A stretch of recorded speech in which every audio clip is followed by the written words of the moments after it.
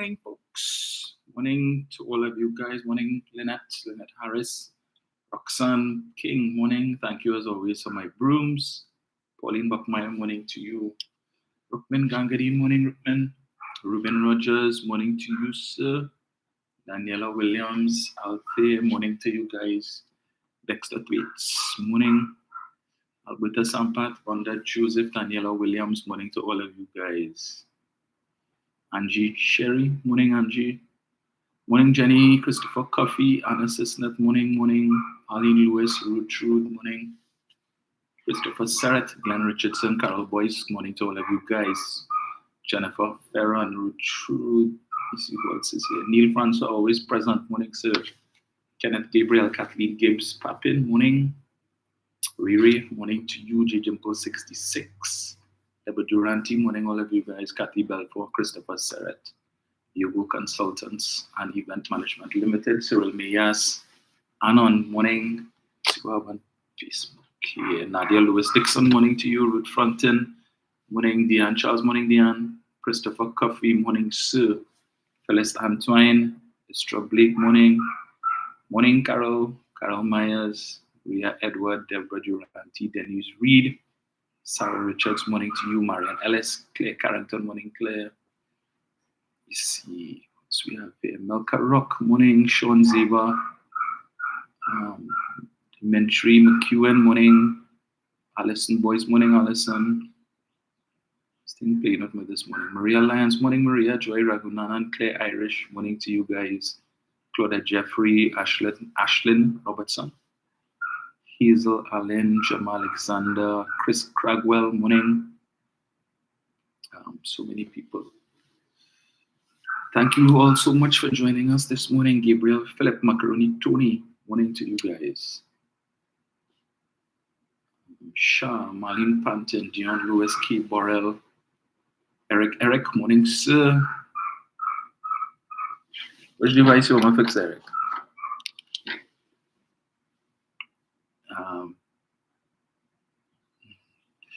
Cheryl Mitchell, MWX, De Roche, morning to you. Renwick Roberts, Anne-Marie Rice, morning to you. Anne-Marie Jenny Joseph, Norris Jokes. Good morning to His Excellency, the President of Pleasantville, Nigel O'Connor, First Lady Marissa Keegan, Winston Jack, Petal Williams, Marilyn Wanza, Cloud, morning to all of you guys, and happy Pan Day, World International Pan Day, indeed. So I just thought I would play a little bit there from Silver Stars, their 2023 performance, Engine Room, of course, by Ola Tunji. Yeah, with one of my favorite pieces from Panorama last year. Do come for me. I love all the bands, you know, they're good, but you know, for me that was one of the standout pieces last year. So yes.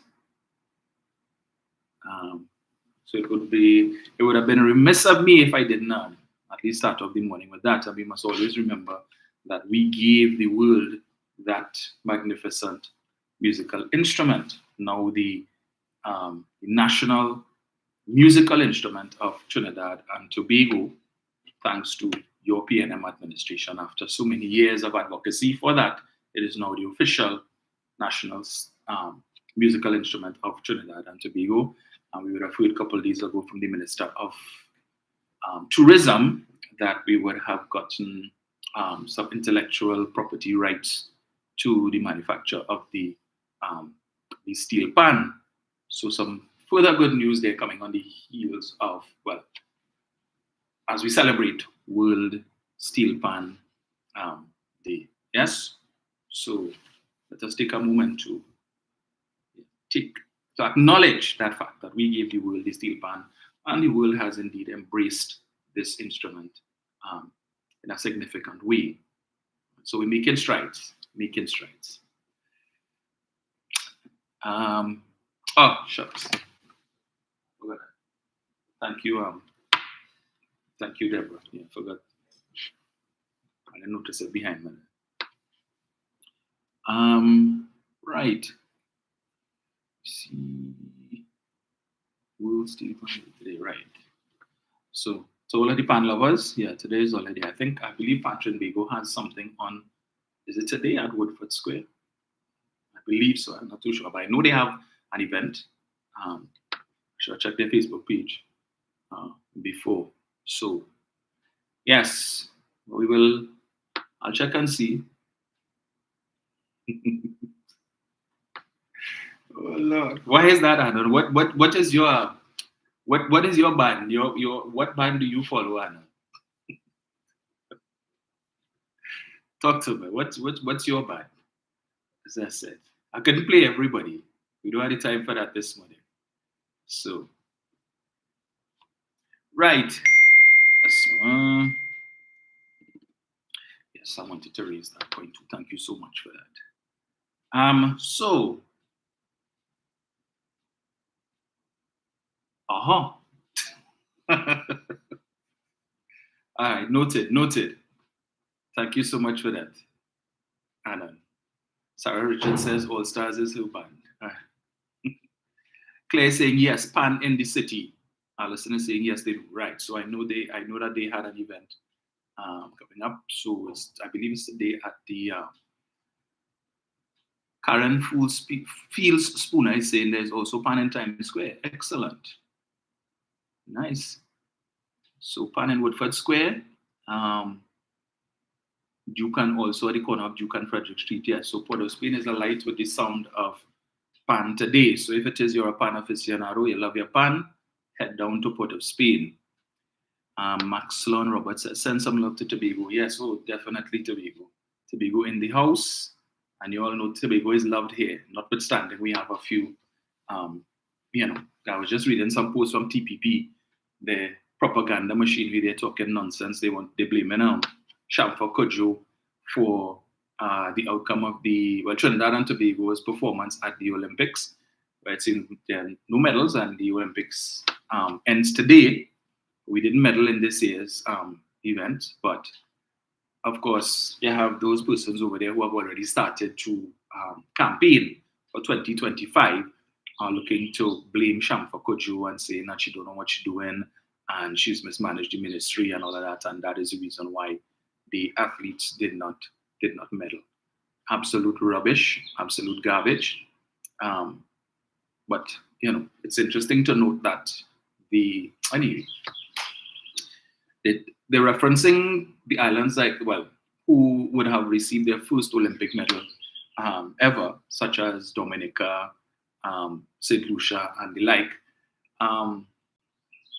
But it took these countries quite a number of years before they got their medal. Let us not try to throw a damper on that and making comparisons and so on. We have had our years of meddling, right? When these countries didn't, and they would have been happy for us in the same way that we are now happy for them that they have been able to get this achievement.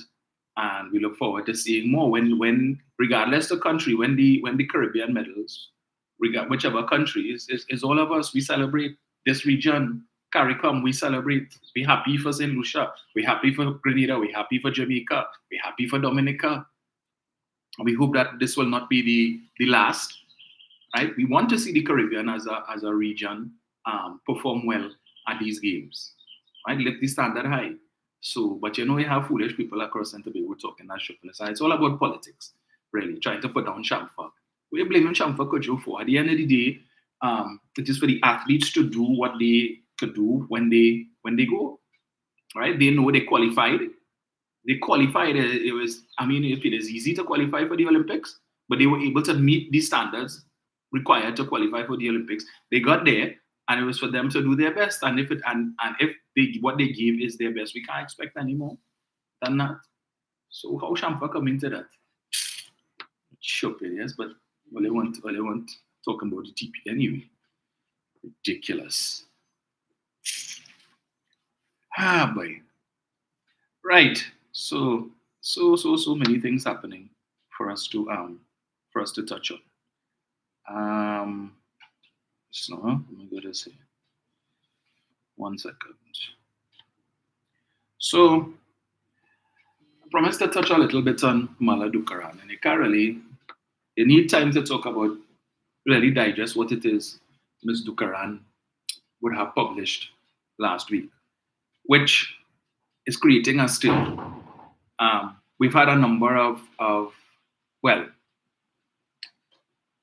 her position has been contradicted, not the least of which the central bank would have put out a statement a couple of days ago speaking to Ms. Dukaran's claims. Also to the former deputy central bank governor, Terence Farrell, has also put out a statement contradicting or challenging Ms. Dukaran's position. Now, I would have read Ms. Dukaran's submission, and then I think yesterday she was calling on the government to investigate and to inquire into how this money is leaving the country and so on. So I see someone by the name of Real Talk is saying, so who to blame? All right. Now, I don't know if it is that you are advocating that we blame Shamfa Kojo, but if that is your argument, then I would say for all the other Caribbean countries that never medaled before, St. Lucia, Dominica that got their first medals this year, are we blaming their sports ministers over the years? Is that what we're saying? To blame their sports ministers, blame the government? You see, that's the problem with some people. We want to blame, there's always the government and the government and the government. So if your child didn't do well in SEA, blame the government for that. It's not your fault. It's not your fault. Blame the government. It's the Minister of Education fault that your child didn't pass for their first choice. And because basically that's what we're saying. If that is your argument, yes, the Minister of Education was supposed to make sure that your child passed for their first choice or the second choice. Rather than the other parents who send their children to extra lessons and so on, and who would have adopted strict bedtimes, and who would have had a study regime for the child. Or maybe it's just natural talent. All of these things have to be factored into it. Not everybody could win the gold medal. Not everybody will win a silver medal, and not everybody will win a bronze medal. There are only 3 medals for each event. Come on now, man. And how many countries participate in?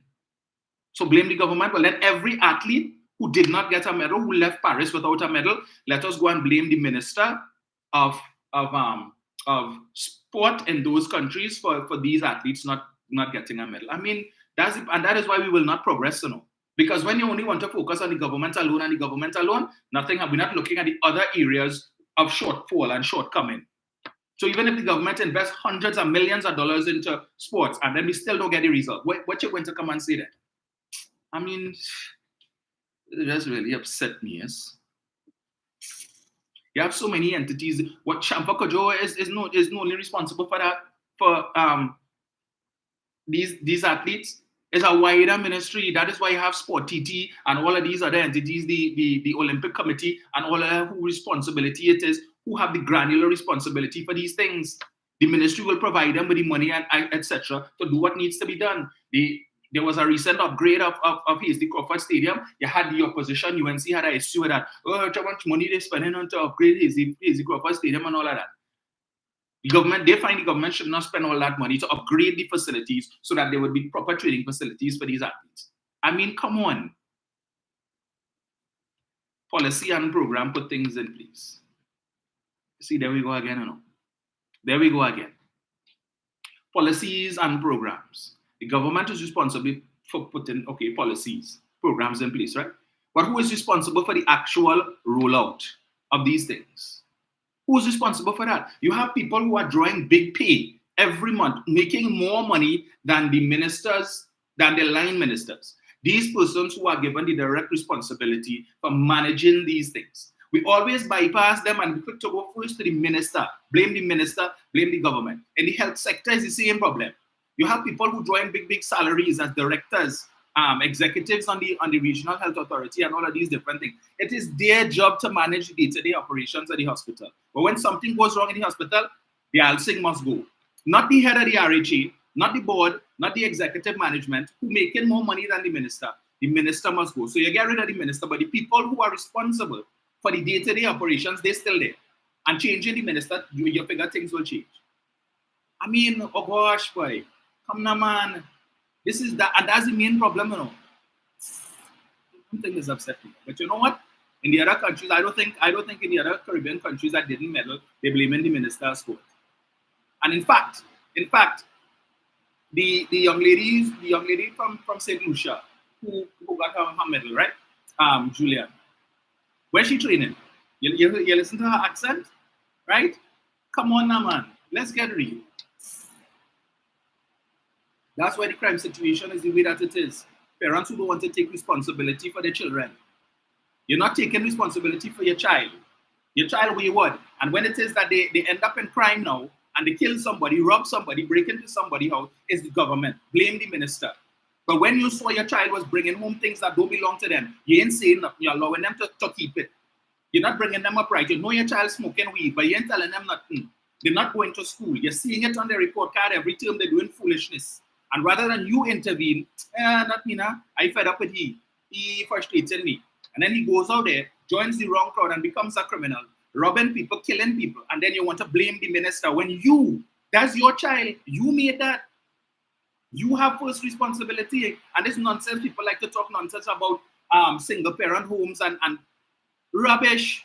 I always say that I am the product of a single parent home.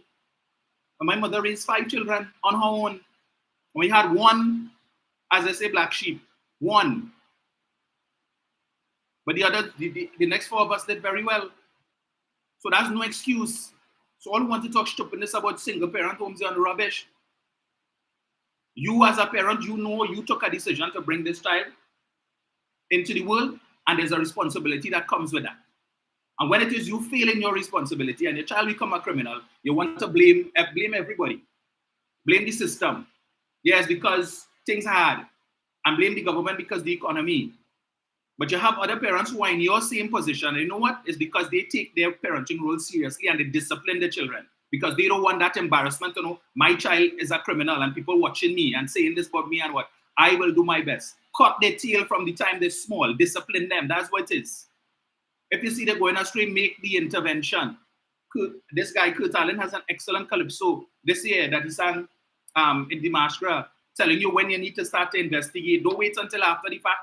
And that is why I applaud that mother who the other day, when it is her son, her 16-year-old son or so, went into the neighbor's house and stole the clothes, and she saw the clothing in her house and realized she didn't buy that for him, carry backside down to the police station one time and nip it in the bud. Don't know like some other parents, how I could do that? I'm a child. I can't turn in my child. And it costs him money, you tell him this, that, the other. And the next time he continues to do it. Everything is the government. And the government. Much decades now, we'll keep blaming the government for anyway. So I was talking about Mala Dukaran. And I said, yeah, I can't discuss Mala Dukaran in one session. Let me see if I get this here, right? The biggest issue that I have with what Mala Dukaran would have published, to use that term that I always reference from Mr. Hines, you give me half the story and chinks in with the rest, right? And you use all of this big flowery language that you know the average citizen wouldn't understand. If somebody who has not studied economics at even the base level at secondary school is not familiar with these terms, they don't have the time to go and look for it. The main thing they take away from this article that Mala Dukaran published, and especially the fully duns, reading some of their comments, the only thing they took away from that, $25 billion over the last 10 years or so went missing and cannot be accounted for. Right, that's the term they love to use. And therefore, somehow the government have responsible for that. So now, reading the comments over the last few days, they have now added, the fully done status have now added that 25 billion that Mala Dukaran spoke about to the 3 billion that they say missing, unaccounted for with respect to the Auditor General's report. So now, the talking point is $28 billion missing. Right? $28 billion missing. But again, and even in the commentary, they're so dotish.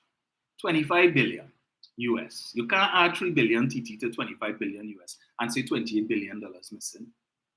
It's two different currencies. 25 billion US is how much TT. But they're so dotish and just want to push that. They say, well, just government and Rowley and the TFIT and all kind of nonsense. That's what they say, that somehow the government TFIT. Or is it 1%? The usual commentary. Right? But let me just get this here. Well, now that the Olympic Games are over, we got a brief respite over the last couple of weeks from the loudmouth. You know, the bald-headed lout, that is Ina Roberts. So I guess from tomorrow morning he will return with his doubles and coffee and Douglas politics and start back the nastiness. At least we got 2 weeks rest. Ah, boy. So let me get this here. Ah, boy, the rains are down. Good news.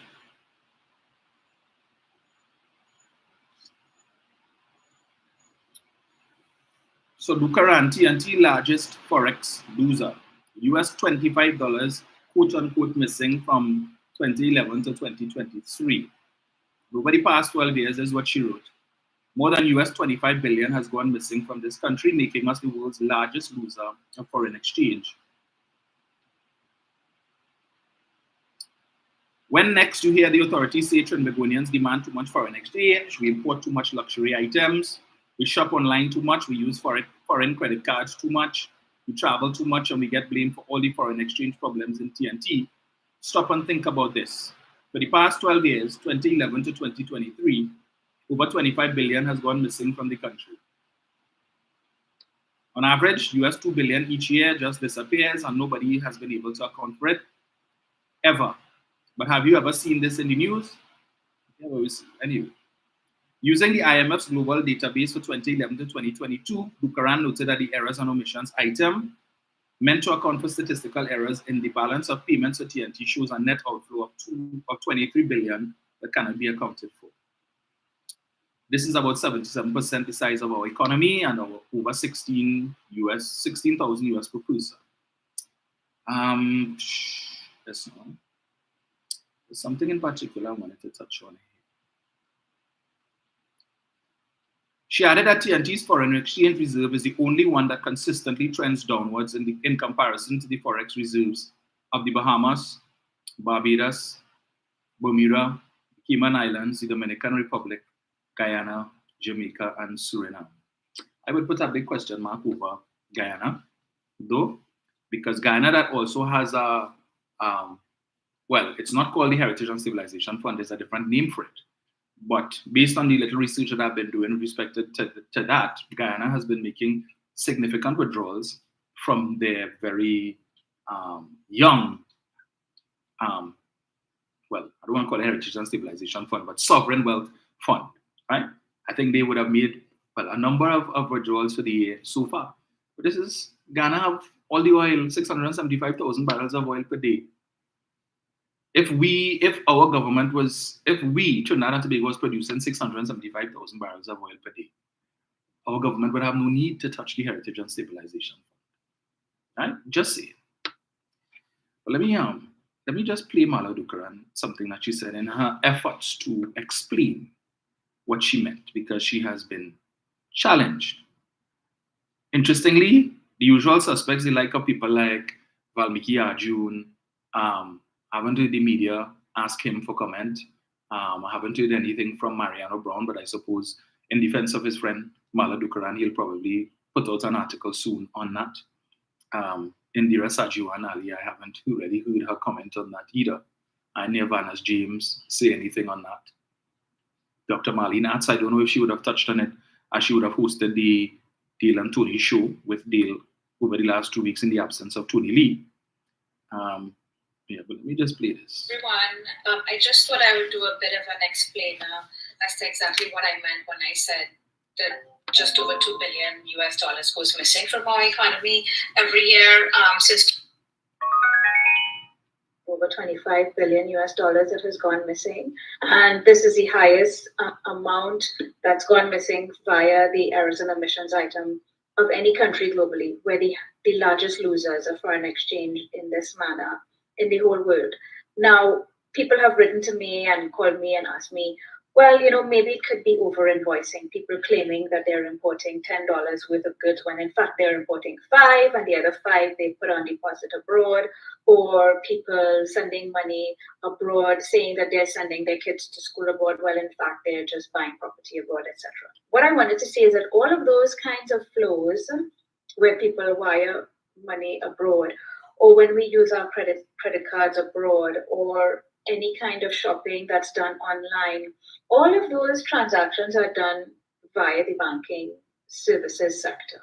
You use credit cards, you use wire transfers, and all of those transactions are recorded and reported to the central bank. And I'm pretty confident in the data that the banks report to the central bank.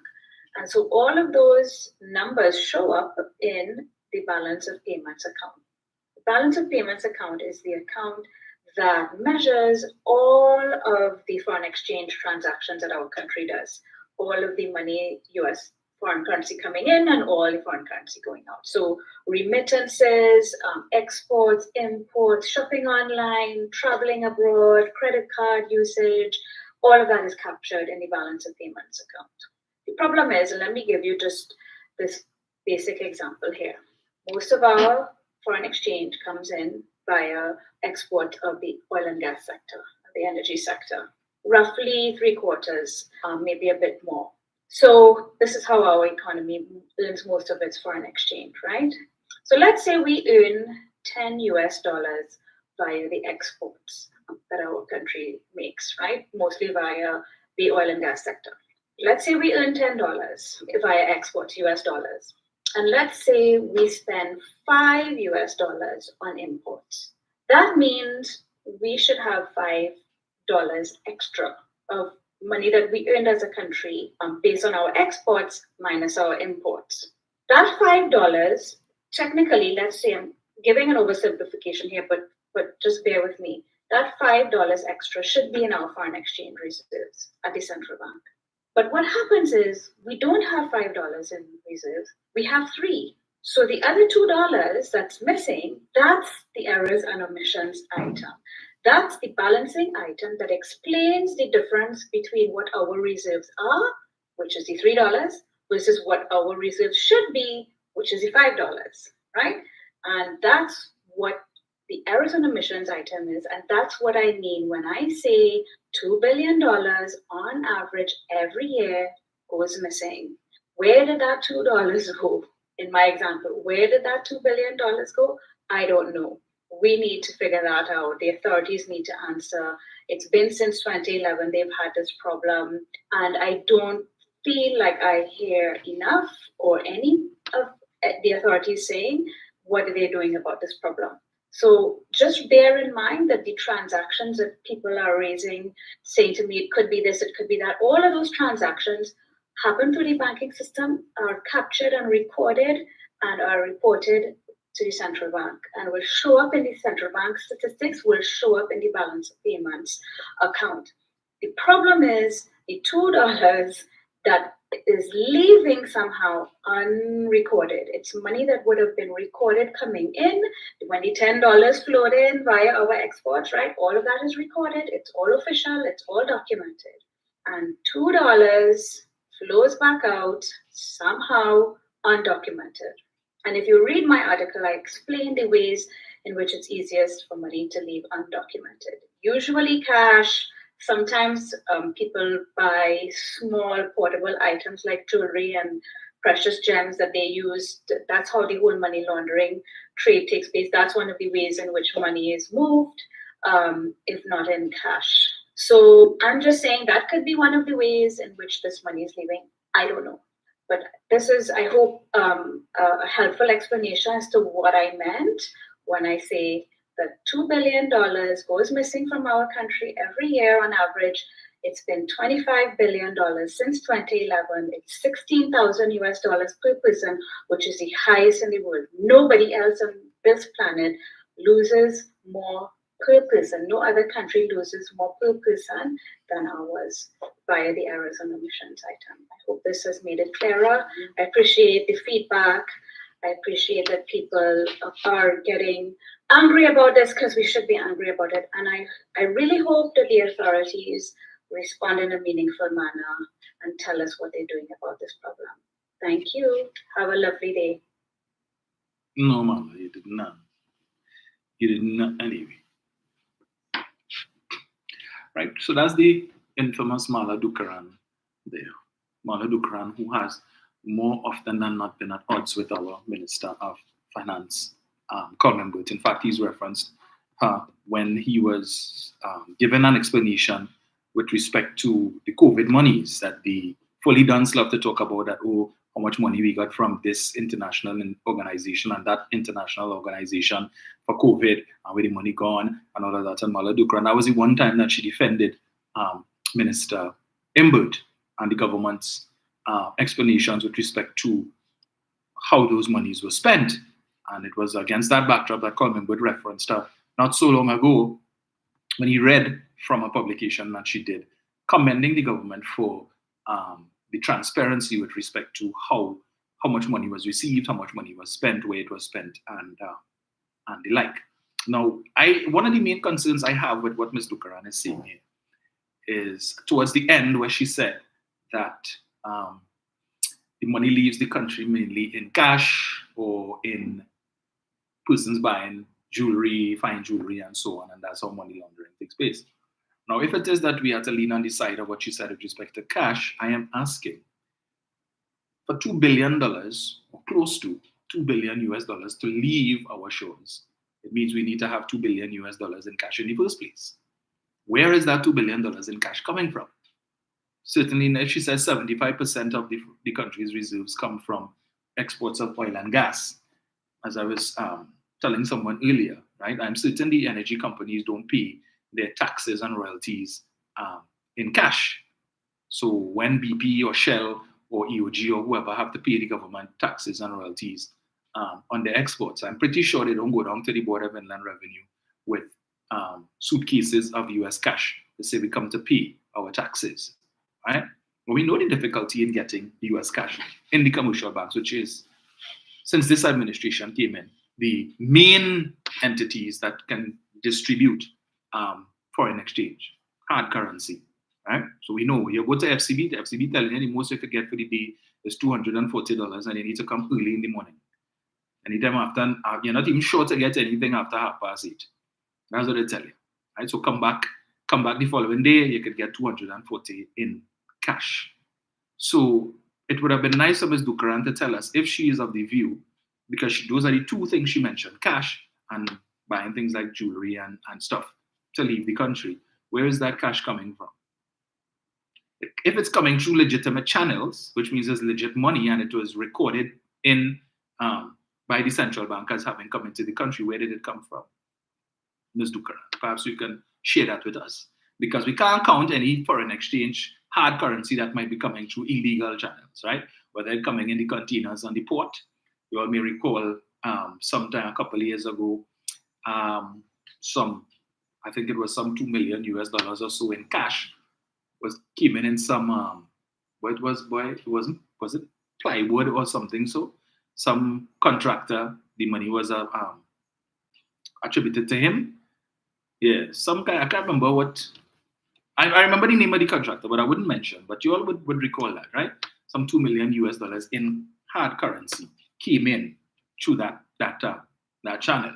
So if it is that this money is coming in through illegal ports of entry, all legal ports of entry, and it's not recorded because they're coming in containers, the containers haven't been scanned or whatever, and the money was able to pass in, it's not recorded anyway as having come into the country. So we can't include that.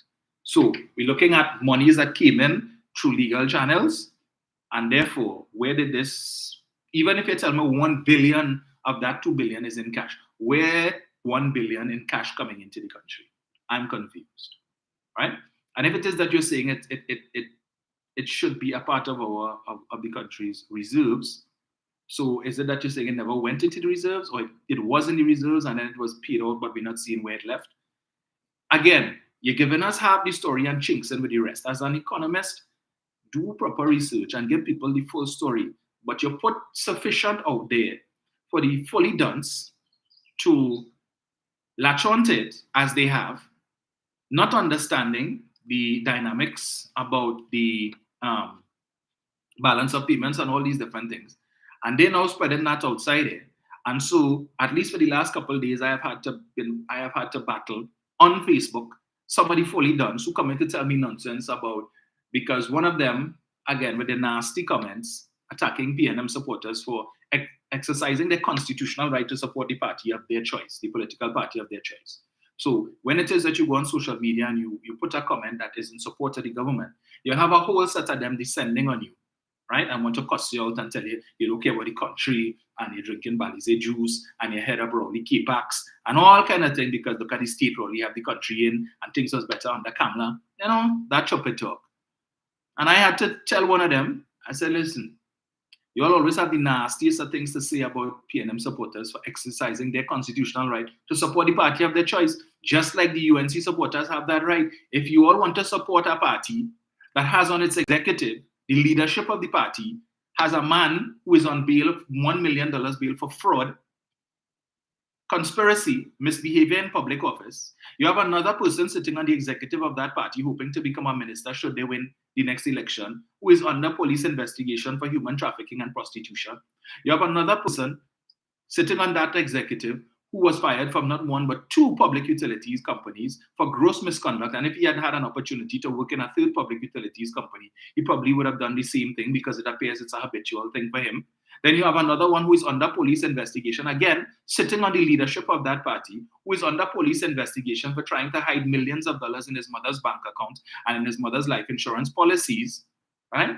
And cannot remember why he would have given or deposited $135,000 into the bank account of the then Prime Minister Kamala Persad-Bissessar.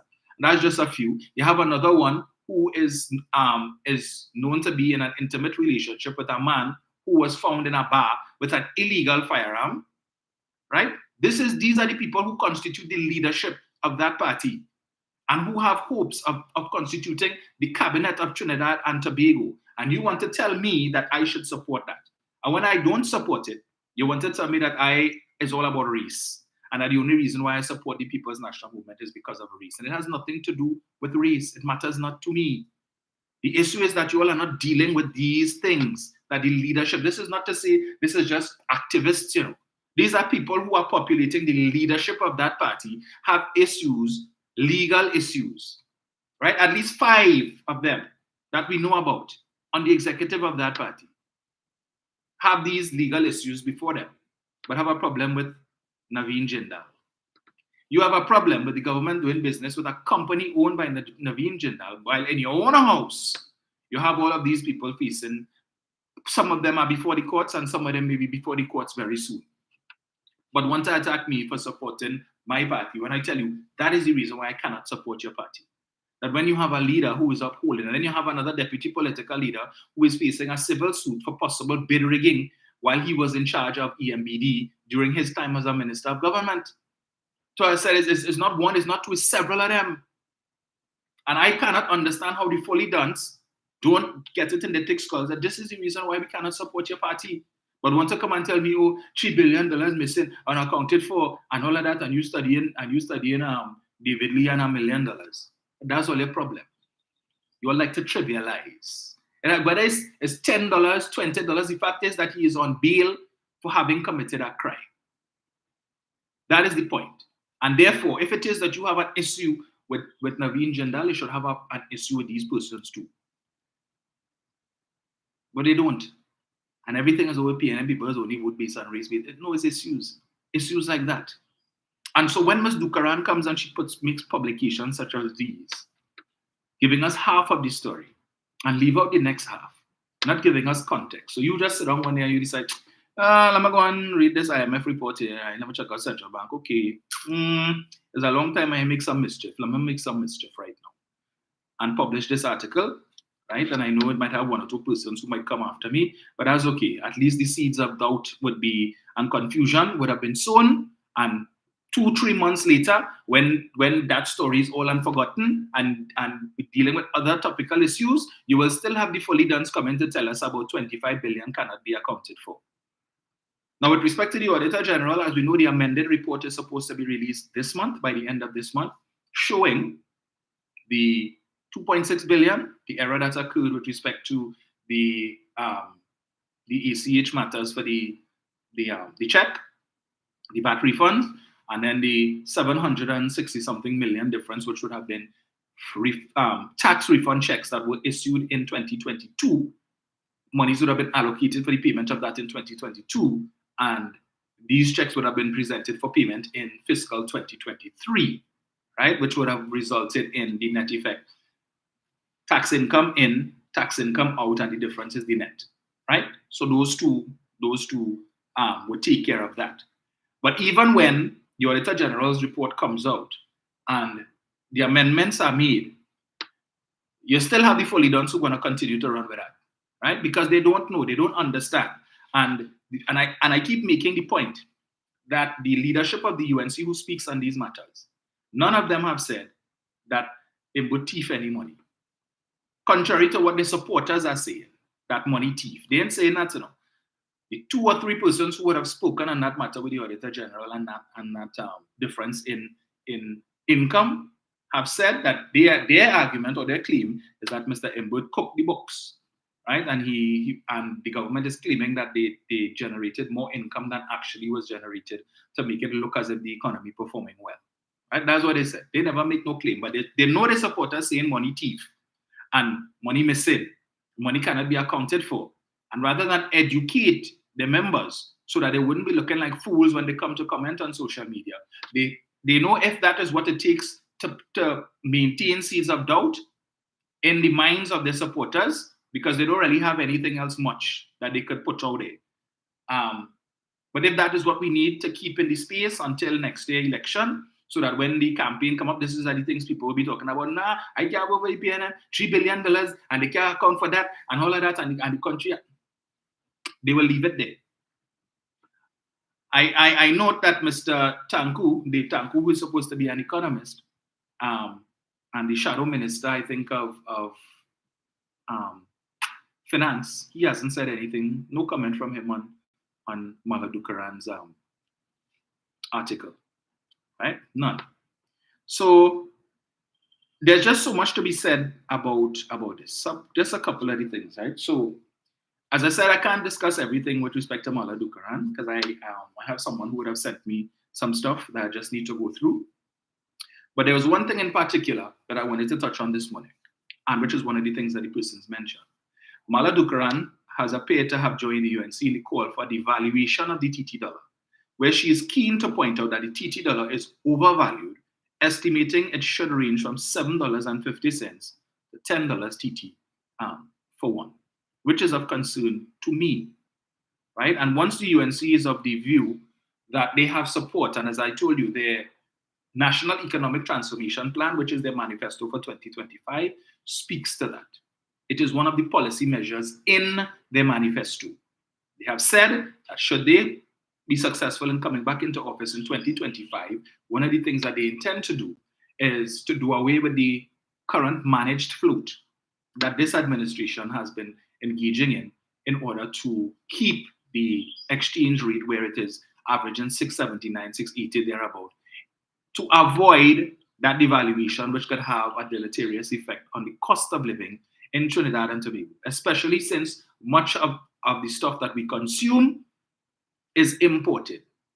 And if it is the importers are now paying $6.79 and $6.77, as the case may be, for $1 to import these things, and prices are where it is at, and the fully done's complaining, well, the price of food gone up and the price of everything gone up, what do you think is going to happen when you remove the managed float, which is where the government uses the country's foreign reserves, sells foreign currency to the commercial banks to treat with some of the demand to avoid the exchange rate going to between $7.50 to $10, as Mr. Karan is saying it should be, that it is overvalued and that the government is doing the country a disservice. And if it is you want to treat with the demand for US dollars and you want to preserve the country's foreign reserves, then devalue the TT dollar.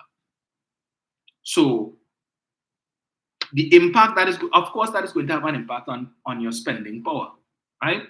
Because it means when you go abroad with your credit card and you want to shop and so forth, that when you come back home to Trinidad and Tobago, to pay your credit card for every US dollar that you would have spent if you went to Orlando because you wanted to take your kids to Disney World, Universal Studios, you went to New York, so long you didn't see Auntie Merle or Uncle Charles or whoever it is, and you decide you want to make a trip, right? It's a long time you didn't take a vacation, as the case may be. Whereas now, when you come back here and to pay that, the bank is going to charge you $6.79, well, depending on what day that the purchase was made and what the exchange rate would have been on that day. But we know it's not going to cross $6.80. But now, what they are advocating, it should be 10. So you now have to watch your expenditure because you've calculated how much I spend about 100 US. Right. So it's $1,000 TT I had to find to pay that back. Whereas now, you could say 100 US I spent, that's $677. But put the UNC back into office. And if they agree with Mala Dukaran, which their economic transformation plan says, instead of paying $677 per 100 US that you spent, you will now pay 1,000 TT dollars for each 100. So make sure that extra money, you save that, right? Because as they say, they will do away with that. They don't agree with what this administration is doing. Their focus is to increase the foreign reserves. Yes, let us build it up so we could boast and say, hey, look, we have 20 months of import cover. We have 2 years of import cover. Yeah, we have $15 billion in US reserves sitting down there, boy. And beating your chest. And meanwhile, the population has need for that money, but you don't want to release it. You say, leave it there. Leave it in the central bank there because we want to beat our chest. We want to score records to say that the highest foreign exchange reserves happened under us. And when they do that, all their friends and family and financiers who hide in US dollars and contributing to the 2 billion, right? Waiting, hoping for devaluation so that they could come and bring out the US now and make big profits that Mr. Mbut said he will not allow. All of them who sitting down on that money waiting and hoping to bring in so that they could eat our food, right? These persons who support the UNC and who support that foolishness, because remember, the wealthy, for them, it don't matter, you know. Because if the exchange rate is $6.77 or if it's $10 and the price of stuff go up, they are millionaires. So they can afford to buy it. So the cost of living is neither here nor there with them. They have their businesses, and if they need to mark up the cost of their goods and services to be able to make up for the increase in the cost of living for them, they will do that. Because you need to buy what they have, especially if they're selling essentials. So it's neither here nor there with them. They will continue to buy the expensive cars because they're doing it now. while the average citizen would find it appalling that somebody is driving a Range Rover that costs $1.8 million, the cost of a house, or in some cases that what some people in this country are paying for a Range Rover, or paying for a Maserati, or paying for a Mercedes, depending on which model it is, that could build 2 and 3 HDC homes that people are lining up for, that people are desperate to get, right? You have people driving vehicles in this country that is the cost of a whole townhouse, even for somebody in the middle class. An apartment, a 2-bedroom apartment at Victoria Keys, which is on the higher end of properties owned by the state, right? Costing at about 1.8 million, and you have people driving vehicles costing that. In fact, the Mercedes that get Mr. David Lee in trouble cost over $2 million, right? Over $2 million for that Mercedes. But because he got all of that concessions, being a member of parliament, all those nice concessions he got, it would cost him less than that. But as I'm saying, if you have people who could have concessions, and they want some of them poured in the US, it don't matter to them. So whereas a $10 a devaluation of the TT dollar to 10 to 1 will affect you and the average citizen and all who they care about so much, the small man and the small man suffering and the parents who can't afford to buy school books.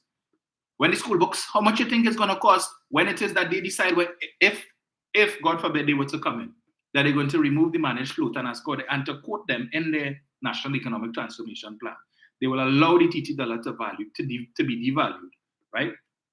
On a crawling band or so, right? That's what they say. So they so care about the small man, and they so care about the average citizen, and they pay them wicked and don't care about poor people. But what would 10 to 1 do to the small man as opposed to 680 to 1? But where is that conversation being had? And again, this is the point that I am making. These are the things that it is in black and white, there for all to see. What these people have is like the US and the Republican Party and the Project 2025. They take it for granted that the average citizen will not go and sit down and read this document. Even though the leader of the opposition has encouraged persons, is inviting the average citizen, go on the Facebook page and go on the internet and read what our plans are. People ain't doing that, right? But they quick to cost this government or the government wicked and people suffering. Well, if you think 677 and 679 to 1 US is suffering, wait until it reaches 10 TT. Let me just come back to that part quickly. Yeah? Just let me just get it.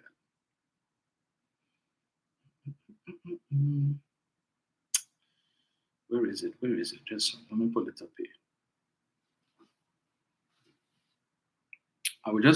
I will focus on that part this morning, and then once I've had an opportunity to digest what my friend would have sent me and some other research, we will get back into that.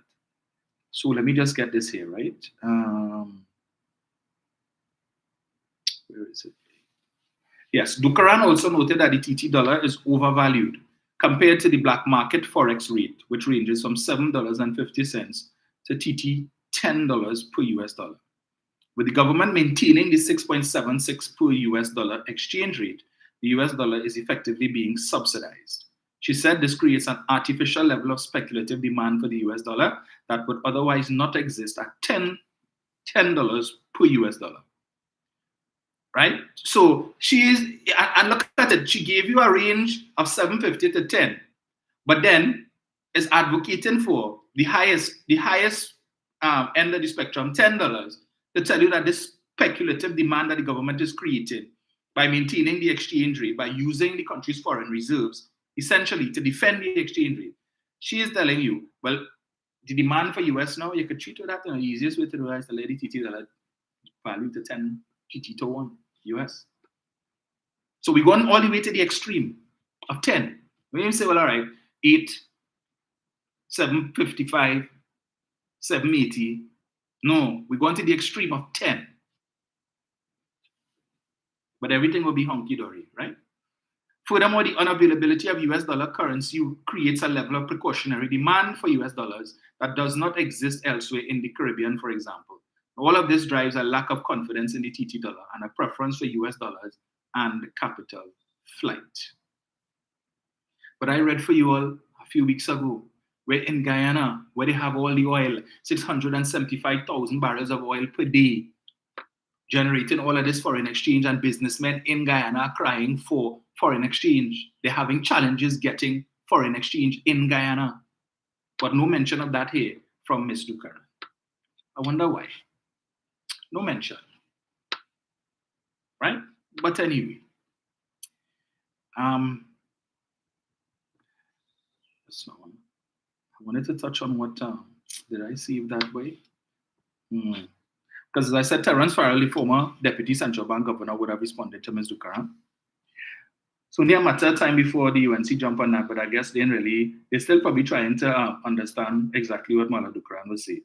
And she's taken issue with the Prime Minister's characterization of her article as jackassness. Yes. So that is Dr. Oli's view of what Ms. Dukaran has said.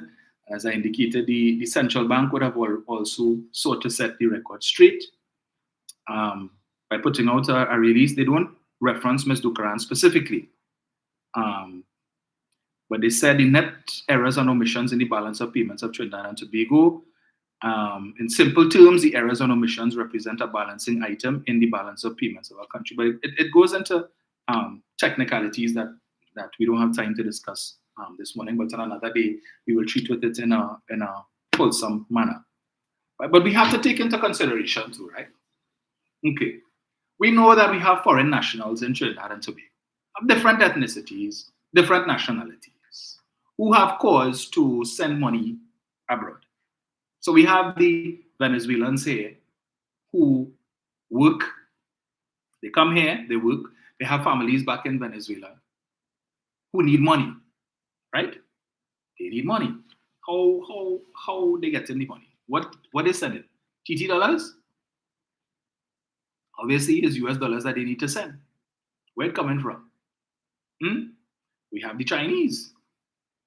We always have people talking about how these Chinese come to Trinidad here, they opening shop, they opening grocery, and so forth, and the money has to be sent back to China. How are we going back to China? I just ask. I don't want to speculate or anything like that, right? But when we look at the things that come into the country in terms of importation by some of these business entities, and you go into the grocery store and you're seeing things, and you pick up, and when you read the label, it has not one word of English on it. How do you think those things coming into the country? We recording that? We reporting that? Because when the Bureau of Standards, whose job it is supposed to be checking to make sure that the things that come in, we have the Food and Drug that's supposed to be checking these things and so on. When these things come in the country, how do you think is being paid for? I wanted to retouch quickly on an article from 2016. Let me see if I get it here. Lockjack. Manufacturers easing some economic pressure. The foreign exchange pressures confronting TNT at this time could have been a lot worse had there not been a buoyant manufacturing sector.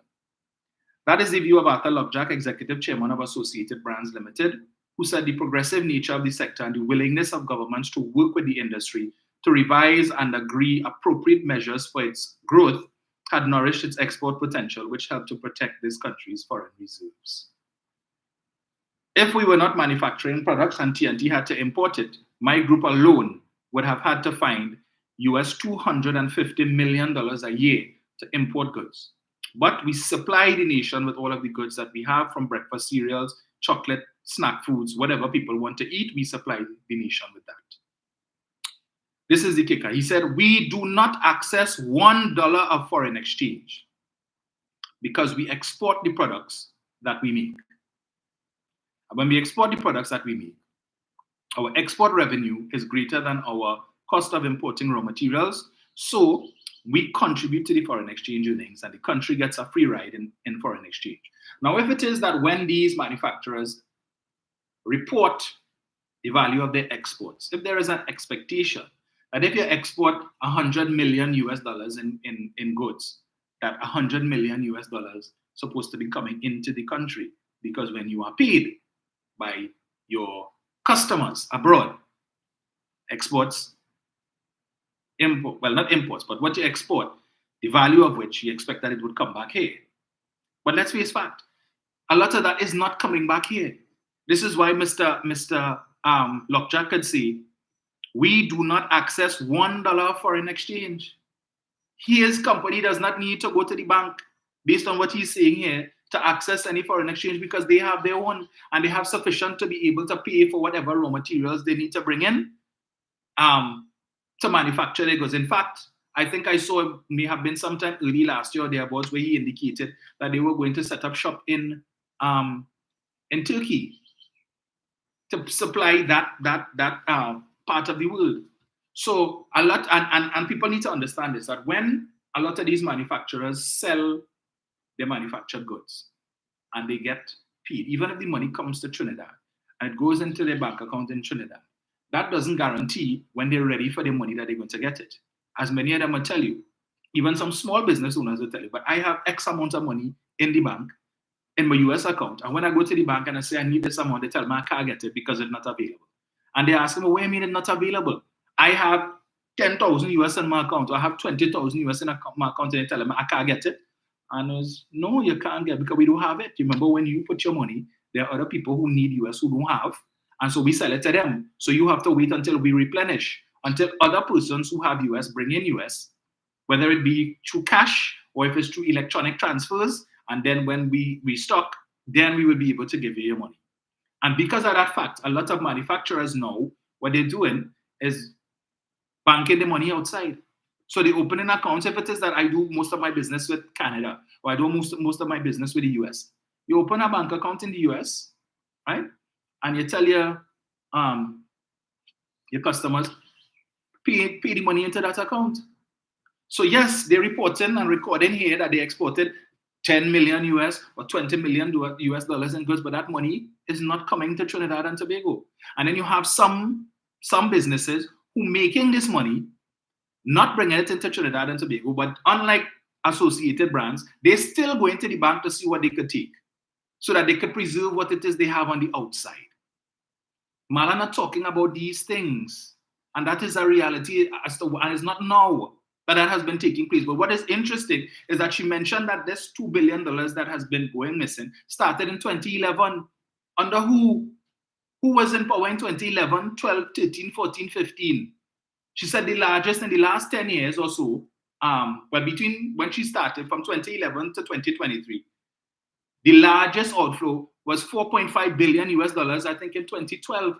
Who was in office in 2012? Who was the government in 2012? Did she call for an inquiry then into that? So maybe it could have stopped the so-called hemorrhage from then? No. She wasn't interested back then to call for an inquiry. But here now, the People's National Movement is in office, and on the cusp of a year before or so before the general election, you come to raise this issue to call for a probe, and the authorities need to find out and explain and whatnot. So they must go back and look into when the People's Partnership in office. Who was the central bank governor then? Who was the central bank governor when that took place? It wasn't the man who there now, it wasn't Alvin Hele, right? You talk to Jawala, because sure, Jawala is your friend. Jawala, because I'm sure I've heard him defend you in the past when it is that the government take a turn in her tail for certain things that she would have said. Why they don't go and ask Jawala for an explanation? They know when to the media knows when to go to Jawala to ask him foolishness, ask him non-dotish commentary. They will run to him for that. Go and ask him now what happened then in 2012, 2013 when he was the central bank governor. Maybe he would be able to shed some light on that. No, but they're not interested in that. Yeah, let me go and harass Alvin Hele and ask him what it is went on. Yes, he may have been at the central bank at the time, but he wasn't the governor. Go and ask the man who was responsible for deciding that it was a wise decision to change the distribution methodology. And rather than what previously obtained, where you had a specific cohort of entities that had licenses to sell US, they decide to open up the market and give everybody, Tom, Dick, Harry, Jenny, and Jane. Same thing like they want to do now with firearm users licenses, right? So this one partner wants a license. Hey, call Jawala. Don't worry, I go talk to Jawala for you. You go organize that. And then you are now entitled to get a share of the country's foreign reserves, whatever it is that they were selling at the time. But you know, because the average citizen don't know that this place, because they're not going to check. Let me see all who have license to sell US, boy, who I could go and check. They know the usual suspects. The banks, I'll go to the bank, and maybe the unit trust, and a couple others who people know about. But when it is that you expand the network to friends and families, financiers, and people don't know, so you giving US to this one, and because the average citizen don't know, hey, you know, John Doe get a license, so he gets in a portion of US from the central bank. The only people who know is John Doe friends, family, and financiers in the UNC. So he gets in US and it's specifically for this group of people. Yeah, he's not selling to nobody else. Anybody else who happen to know and come by him? No, we don't have any. We are waiting for an allocation from central bank. And as soon as they walk out the door, one of the friends, family, and financiers come in, hey, I need to get 10,000 US. No problem, don't worry. I organize that for you. We are that day. And they were free to do things like that. Free to do things like that. So when it is they want to give you the impression that yeah, that was a good idea. No. There were many in society with men and women of letters who told you that wasn't a good idea. And that would have exacerbated the shortage, the Forex shortage. Because monies that should have been in the commercial banks for the average citizen to be able to get was being put into the hands of friends and financiers of the government of the day, and they could decide who they're giving it to. And we must ask the question, how much of that was hoarded? And I'll probably go back and look to see when it is Mr. Rambaran would have implemented that policy. How much of that money that they gave, of those allocations that would have been given, was hoarded? How much of it was legitimately spent? We don't know. And we probably never know. But they don't talk about that. Mala wasn't interested in that back then. She's doing her work. Albeit I know her to be a proponent of cryptocurrency, Bitcoin and stuff. That's why she left this country and went to Barbados to head up the launch of the cryptocurrency industry in that country. I think she still resides in Barbados as far as right. But anyway, I said we will revisit that on another day.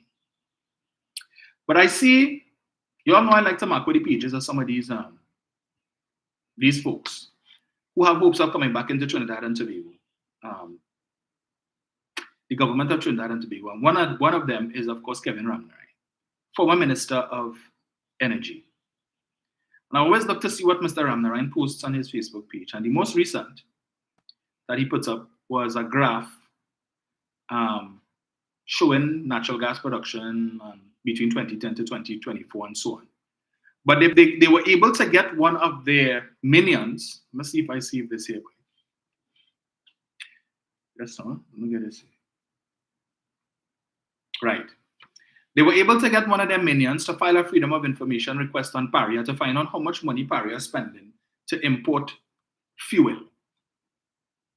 Because they're trying to create a narrative to see that it made more sense to keep the refinery open and produce refined fuels here than what the government is currently doing since the closure of the refinery, which is importing fuel. So I don't know if you all would have seen this article. It says Paria spent US $430 million in 3 months. Millions to import refined products. As if it is, they were spending hundreds of thousands to import the fuel, the oil, to refine in the refinery for the refinery to produce refined products here, right? Paria Fuel Trading Company Limited has spent more than US $430 million in the 3-month period to import refined products. This information was provided to Paria via letter dated August 7, 2024, in response to a Freedom of Information Act request by Anthony Dobson. On July 8, 2024, Dobson submitted the FOIA request asking Paria to answer how much royalties Paria paid to the government since financial year 2019 to June 2024. Value in US of refined products imported by Paria for the period April 1st, 2024 to June 30th, 2024. And the value from the sale of refined products sold locally in TT dollars that were imported by Paria for the period April 1st, 2024 to June 30th, 2024. They went and this morning on their Waste of Time press conference, this Sunday morning, 1.5 question Waste of Time press conference, they're talking about this. Right? This is one of the issues that they listed that they will be talking about.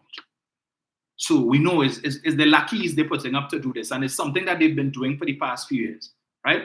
Getting their supporters to file all kind of frivolous, waste of time, freedom of information requests on various state agencies, wasting people's time when you have to go now to do the research for all of that. And then when they get the information, what are they doing with it? What are they doing with it? In response to the first question, Paria stated that it does not pay any royalties to the government. The US dollar value of refined products imported by Paria for the period April 1st, 2024 to June 30th, 2024 was US $430,773,410.61. Value from the sale of refined products sold locally in TT dollars that were imported by Paria for the period April 1st, 2024 to June 30th, 2024 was TT 1,544,451,736.49, Paria responded.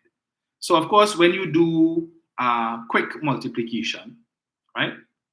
So, and you multiply the 430 million US that was spent to import the products, that works out to about close to 3 billion TT dollars. But the value sold in product was 1.5 billion TT. So the impression they want to give here, well, we spend 3 billion TT dollars to import fuel, but the total value of this in terms of sale of refined products locally before the same period was 1.5 billion. To say, well, we lose money. No, we didn't lose money, right? Because first of all, the amount of fuel that would have been imported, as we know, Paria has storage tanks. So it is quite possible that a lot of the fuel that they would have imported for that quarter has not yet been used, right? So it's still there. It didn't sell yet.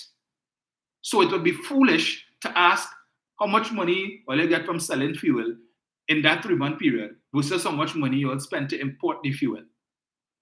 Because I don't think Paria just imports fuel to last for 3 months, right?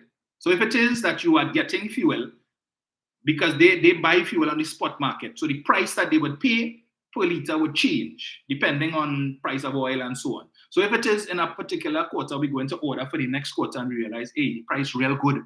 We get a real good price here, boy. Better than what we get for the last 2 quarters. Well, here we'll order more than we normally order. Whatever the storage tanks have available that could take, order that. So we can save some money because we don't know if 2 months from now or 3 months from now when we decide to order again, the price might be higher. So let us take advantage of it. Yes, the excess, we will have it in storage and be saving money. But these things are not captured in these articles. So they want to give you the impression they spent $430 million or $3 billion to import fuel, but they only get $1.5 billion. Because the simpletons from the fully duns will read this article, and that is what they will get from that, and will run on social media and talk that stupidness.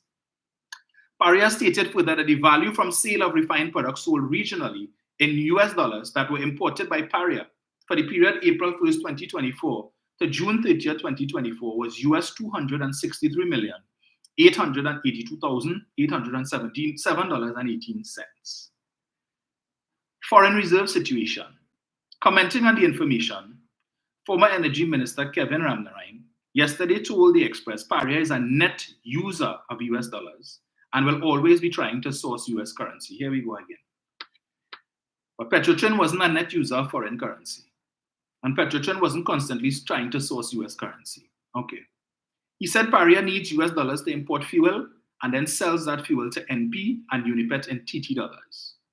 Paria also sells to the regional market and is paid in US dollars, he noted. Ramnarine said Paria sources US dollars it needs from its own reserves or from commercial banks that it does business with. I suppose the salient issue is the closure of the refinery. It was only a matter of time before he went there, right? The present government will argue that Petrotrin imported most of its crude oil diet for the refinery. While that is correct, it cannot be the reason for the closure of the refinery, as we were always importing most of the refinery's crude oil requirements. So he's admitted and telling the fully duns, we were importing oil to refine. We were paying for that oil in US dollars. So once upon a time, we were paying US dollars to bring in oil. Now, we're using the same US dollars to bring in refined fuel. What is the fundamental difference between the two? from an expense point, is that when the refinery was open, in addition to having to find the US dollars to purchase the oil, the 100,000+ barrels to provide feedstock for the refinery, you also had other expenses, such as you had to maintain the refinery, you had salaries to pay for almost 5,000 employees, benefits like health plan and retirement pension plan and all of these different things for the staff. You had to buy vehicles, you had to maintain vehicles, all of these different expenses, overhead costs, are separate and apart from the purchase of the oil to go into the refinery, right? And then, of course, you had to pay whatever monies for the services that you needed to utilize for the contractors who had to come on the refinery to do repairs, all of these different things. These are costs that no longer exist. So now, Paria just needs to import the refined fuel. They have it stored, bunkering, and the like. Yes, Paria has employees, but certainly not at the level that the Petrotrin refinery had. I'm pretty certain Paria doesn't have 4,500 to 5,000 employees that they have to pay salaries to every month, as opposed to what Petrotrin would have had to pay. But anyway, we go on. Ramnarayan said Petrotrin spent US 1.6 billion and US 1.7 billion to import crude oil in 2016 and 2017, respectively. However, he noted crude was refined into petroleum products, the majority of which was exported, earning US dollars for Petrotrin. A minority was sold into the local market for TT dollars. Petrotrin was never a net user of US dollars. This is one of the myths which was floated around the time of the closure of Petrotrin. Petrotrin stood on its own 2 feet as far as a US dollar supply was concerned and paid for its purchases of crude oil from its own US dollar cash flows. Ramnarayan said the whole issue of Trinidad and Tobago's foreign reserve depletion is being confused. That confusion does a great disservice to the country as it allows the real reasons to slink to the sidelines. Our sharp foreign reserve decline is mainly related to lower energy revenues, which are in turn related to lower oil and natural gas production. And they go on. Indira Sajiwan Ali, or economist Indira Sajiwan, told the Express by phone that the amount of Forex being expended is a natural consequence of the decision to close Petrotrin. Here we go again. She said closing Petrotrin meant that TNT was no longer refining oil, but moved into importing all the country needs. Sajiwan said the only way that can be bought is with foreign exchange. So the oil that we were importing, Ms. Sajiwan, wasn't being purchased with US dollars. She noted that the information provided was only for a 3-month period, and in order to do a proper analysis of what transpired since the closure of Petrotrin, data from the entire timeline was required to see what was the trend. So then why it is the UNC didn't tell the Minion to do that? Because why? Because they suspect that the data would have been in support of the government's arguments for the closure of Petrotrin. So let's not do that. She noted that Paria is purchasing gas on the open market and is open to fluctuations in the global market, which is a good thing. She said in 2022, when the war in Ukraine started and there was a significant escalation in the price of oil, this would have translated to a much higher usage of foreign exchange by Paria. And I suppose if the refinery was open, it wouldn't have resulted in a higher cost to Petrotrin, because they would have been paying much more for each barrel of oil, vis-a-vis what they would have been earning for each barrel of oil in terms of the refined products that you got from each barrel. But again, these men and women are letters not talking about that. Only looking to mislead the public. And when they publish these articles, understand who this is intended for. This is for the fully dones to take this and run with it and talk stupidness all over social media. To go on TikTok and make videos, right? People like what's his name? This guy who's a deputy political leader at the NTA, Saran or something, so Paul Saran or something, I can't remember his name, right? Who always doing this set of videos or taking other people's videos, looking for controversial videos that other people doing on TikTok. And then he will put it up and they talking and he just there pointing like a clown. And then they listen to that. And then he will do some short commentary after. He doesn't even have the capacity to do his own analysis. And when he does, when you listen to this guy who's a doctor, it's like, wow, boy, it's better you have just hush your mouth and keep quiet. But that is Gary Griffiths, deputy political leader. Sajiwan said While US 430 million was spent on importing products, Paria sold US 263 million in products to the region. Okay, so that was what was sold to the region. We have to look at what was sold locally. 1.5 billion in that 3 months, which works out to about what? 210 million US. So when we add it, 263 sold to the region, plus about 210 million US sold in Trinidad, works out to about $473 million in sales versus $430 million spent in purchases, right? So 473 minus 430, you still make a profit of 43 million US dollars. But again, the article didn't see it fit to include that and to do that little bit of maths. And this is the problem. And again, the Express newspaper, I continue to say, if you had any doubt that the Express newspaper is just a cheap tabloid, just read the articles. But the average person, the fully dunce reading, this ain't gonna do that math.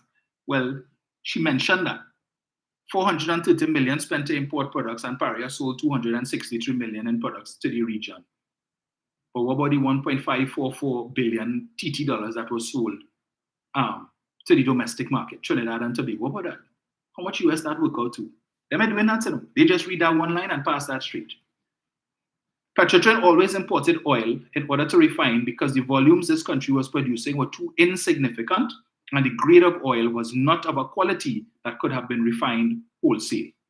The bottom line is that we can say categorically that the decision to privatize Petrotrin and simply import fuel has resulted in an increased usage of the country's scarce foreign exchange. There has been no net earning. Paria is not earning more foreign exchange than it is using, which is a strain, obviously, on the scarce foreign exchange situation. And they were happy to publish that. Happy to publish that, right? So they look at 1 quarter, what was spent in 1 quarter, and she do a whole analysis based on 1 quarter. So they spent 430 million to import fuel, April to June. How much did they spend January to March? If the price of fuel might have been lower then, perhaps they spent less and they were able to make more. But she do a whole analysis and draw a conclusion based on 1 quarter. And want to tell you that that means that Paria is because they imported 430 million and sold 263 in a quarter. Based on that, that means that Paria not making, is a net user and is not making any additional foreign exchange based on 1 quarter analysis. And she's an economist. I am no economist. But I would not be so foolish as to make an assessment, a generalized assessment, based on such limited information. Because as an economist, you're all supposed to do research. You all love to look at numbers and look at data. Go back to last year, check for the whole year, and see how much Paria would have spent to import fuel for the entire year versus how much they would have earned by selling to the region. Tell us that. No. That not making sense to them. But let me address that from a different perspective, right? Because they love to continue to talk this nonsense about Petrotrin wasn't losing money, and Petrotrin this and Petrotrin that, and the refinery and the refinery. And the only reason why the government shut down the refinery was because they wanted to protect AV drilling. Let me get this here. Let me read this article for you from dated the 16th of July, 2014. So let me get this here. This one. Let me get it. 3 articles I wanted to touch on.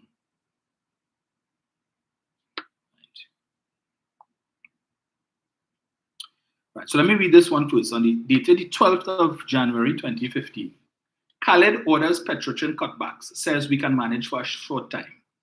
Petrotrin President Khaled Hassan Ali is forecasting a dim 2015, saying the state-owned oil company could lose 40 to 50% in revenue due to the continual slip in global oil and gas prices. Since 2015, January, Keith Rowley wasn't the Prime Minister. Stuart Young wasn't the Minister of Energy. And Petrotrin was still around, but well, yes, the refinery was still around then. Let me just repeat that. Petrotrin President Khaled Hassan Ali is forecasting a dim 2015, not a bright 2015. Eh? This is January 15th, the 12th of January, and he's telling you, from as early as the 12th of January, he's telling you, hey, 2015 is going to be dim. 12 days into the new year, and he already projected where Petrotrin is going to be going in terms of revenue, saying the state-owned oil company could lose 40 to 50% in revenue due to the continuing slip in oil and gas prices. As such, he says the company has readjusted its budget and will also have to slash drilling and development programs. The revised budget will take into consideration its revenue forecast over a 5-year period. So you heard that. They slashed drilling. The activities to be able to find oil, they slashed that. At a time when Petrotrin's main revenue earner was the exploration and production arm of the company, right? That is where they were making the most of their money, exploration and production. Refining and marketing, which was the refinery, was the aspect of the company that was dragging down the company's profits, right? But they decide to fix the problem. The part of the company that making money, drilling, looking for oil, finding oil, we're going and slash that. As such, right, Hassan Ali made the comment following the opening of a workshop on incident command systems at Petrotrin Staff Club at Point-A-Pay.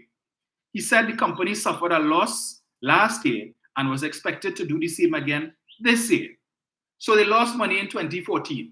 In the early days of January 2015, he is telling you, based on our forecast, based on our projection, we're going to lose money again.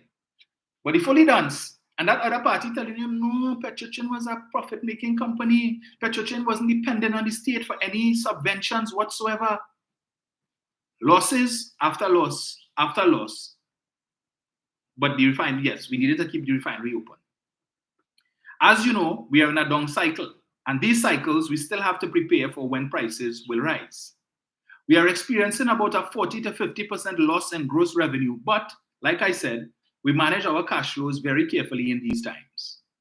Hassan Ali's statement comes mere days after Prime Minister Kamla Persad-Bissessar announced that the government would peg its national budget figure on a US $45 per barrel for oil and $2.25 for gas, as well as various cutbacks in government spending due to the falling global prices.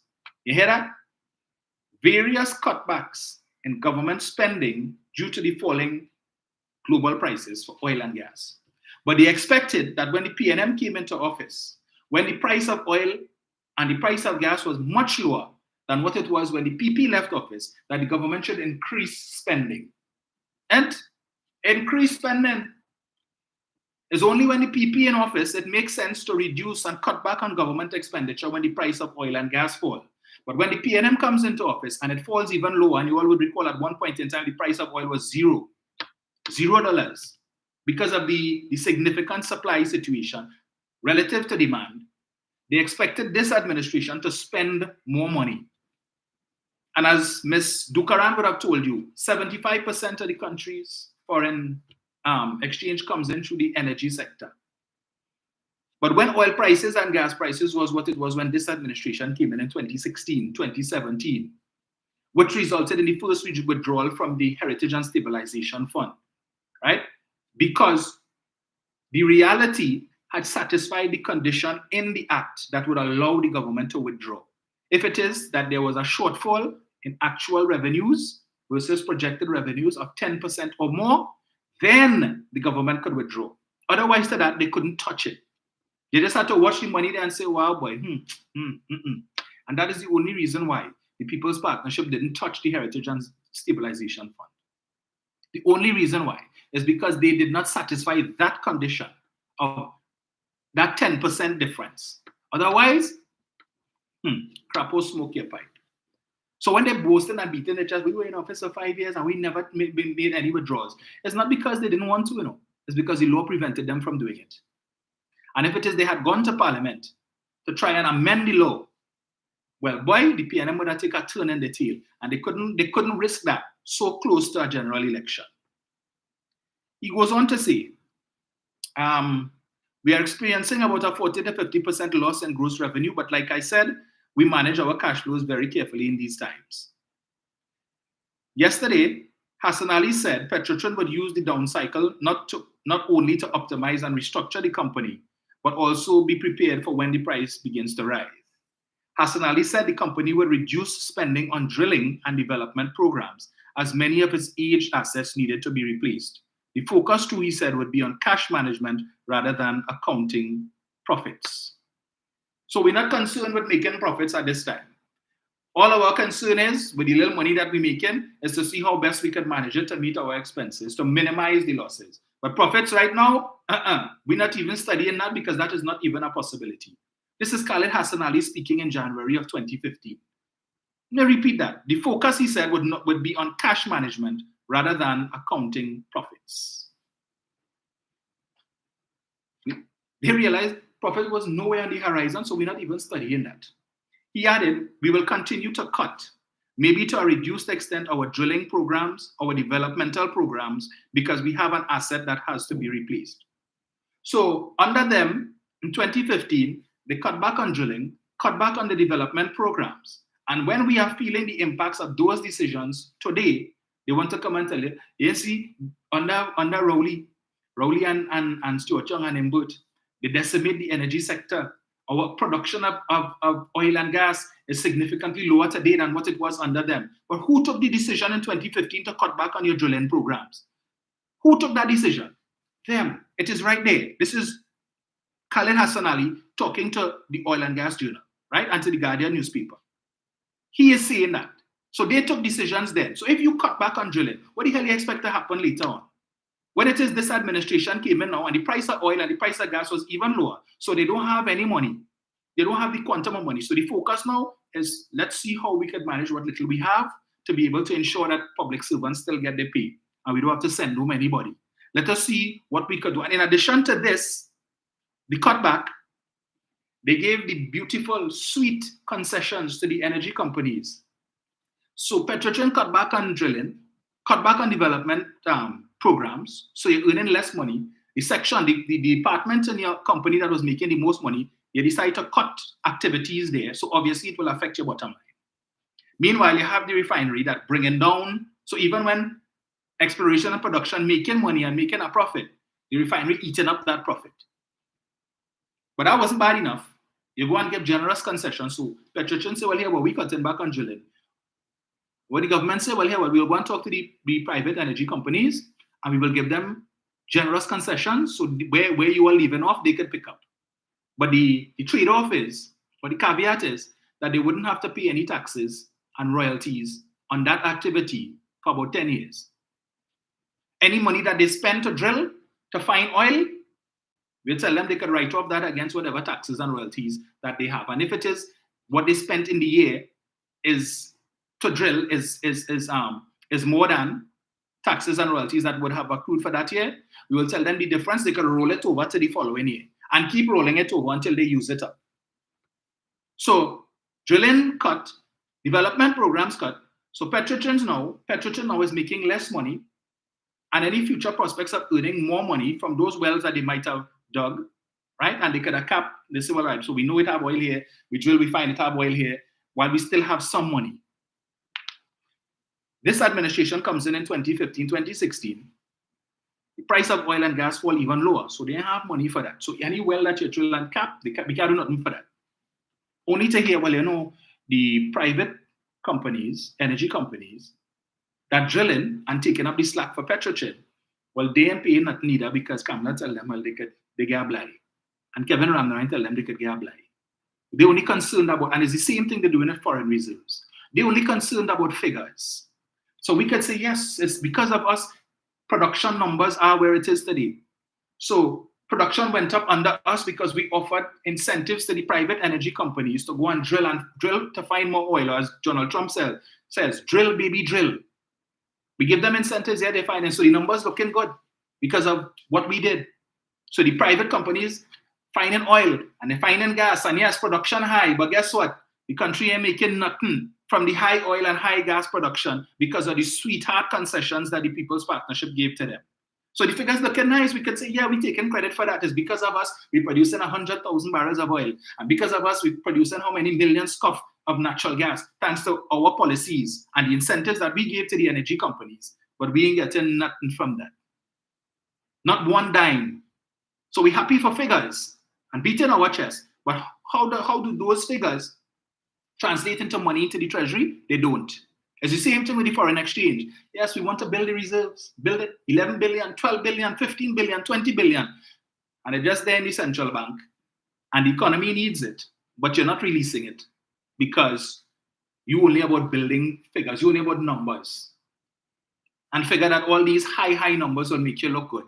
And in the meantime, exchange rate, TT dollar devaluing, because the money sit down, the US that could help to prop it up, sit down in the central bank and only growing and growing so the government could beat their chest and say that they had the highest foreign reserves in the country. And that making sense to them.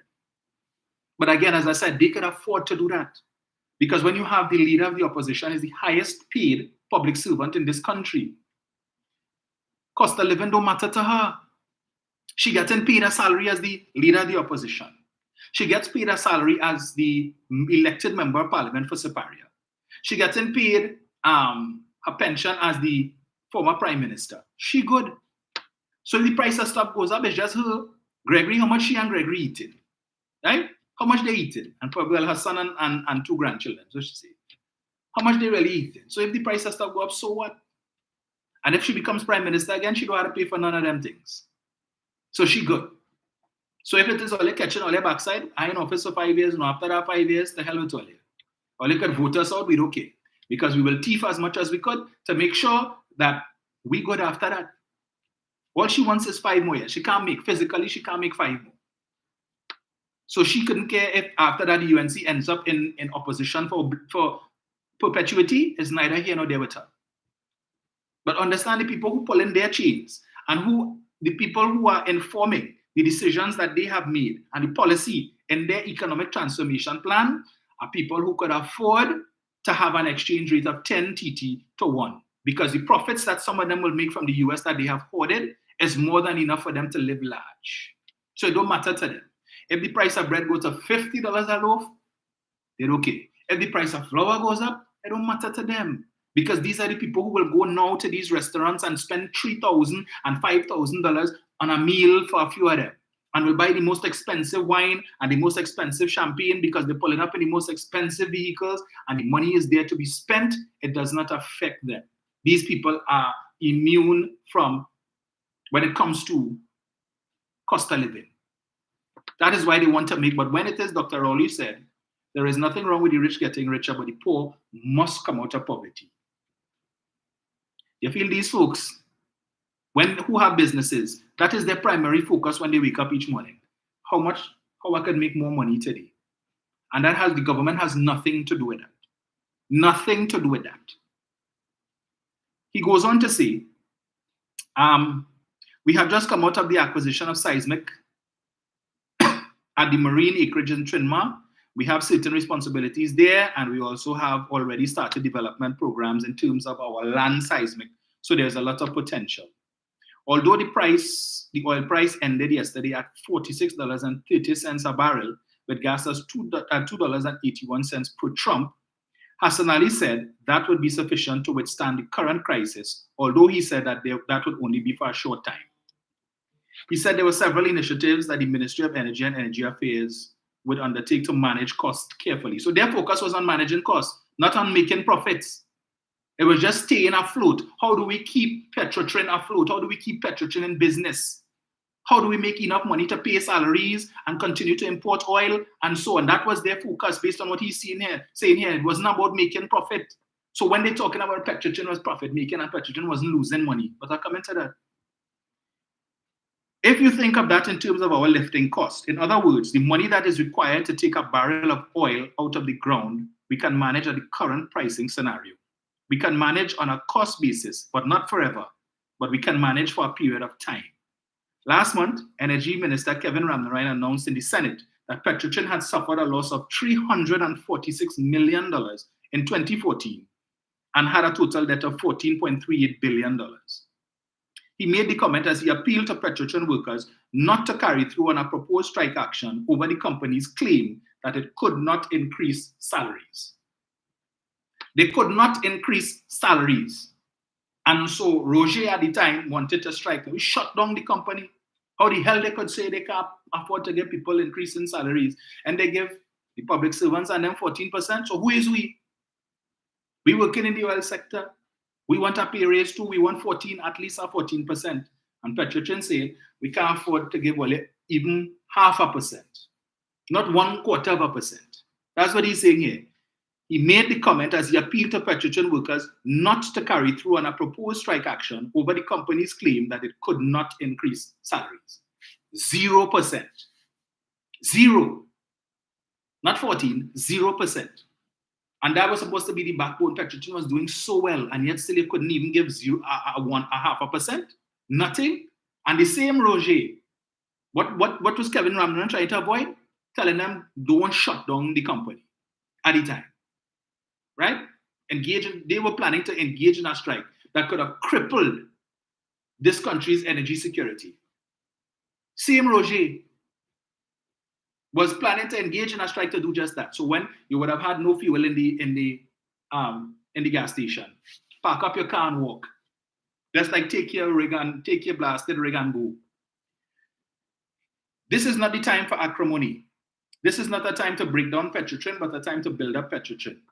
Ramnaran said the company's poor financial performance was partly due to losses by the refining arm of the company. Let me repeat that. Ramnaran said the company's poor, not rich, not great, poor financial performance was partly due to losses by the refining arm of the company, the refinery.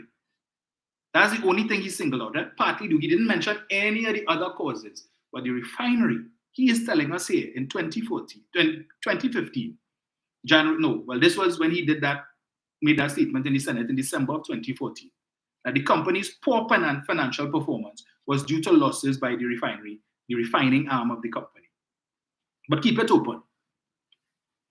The way forward for the company was to increase its crude oil and gas production through its own efforts, as well as from ventures such as its lease operatorship, farm out, incremental production service contract, and joint venture programs.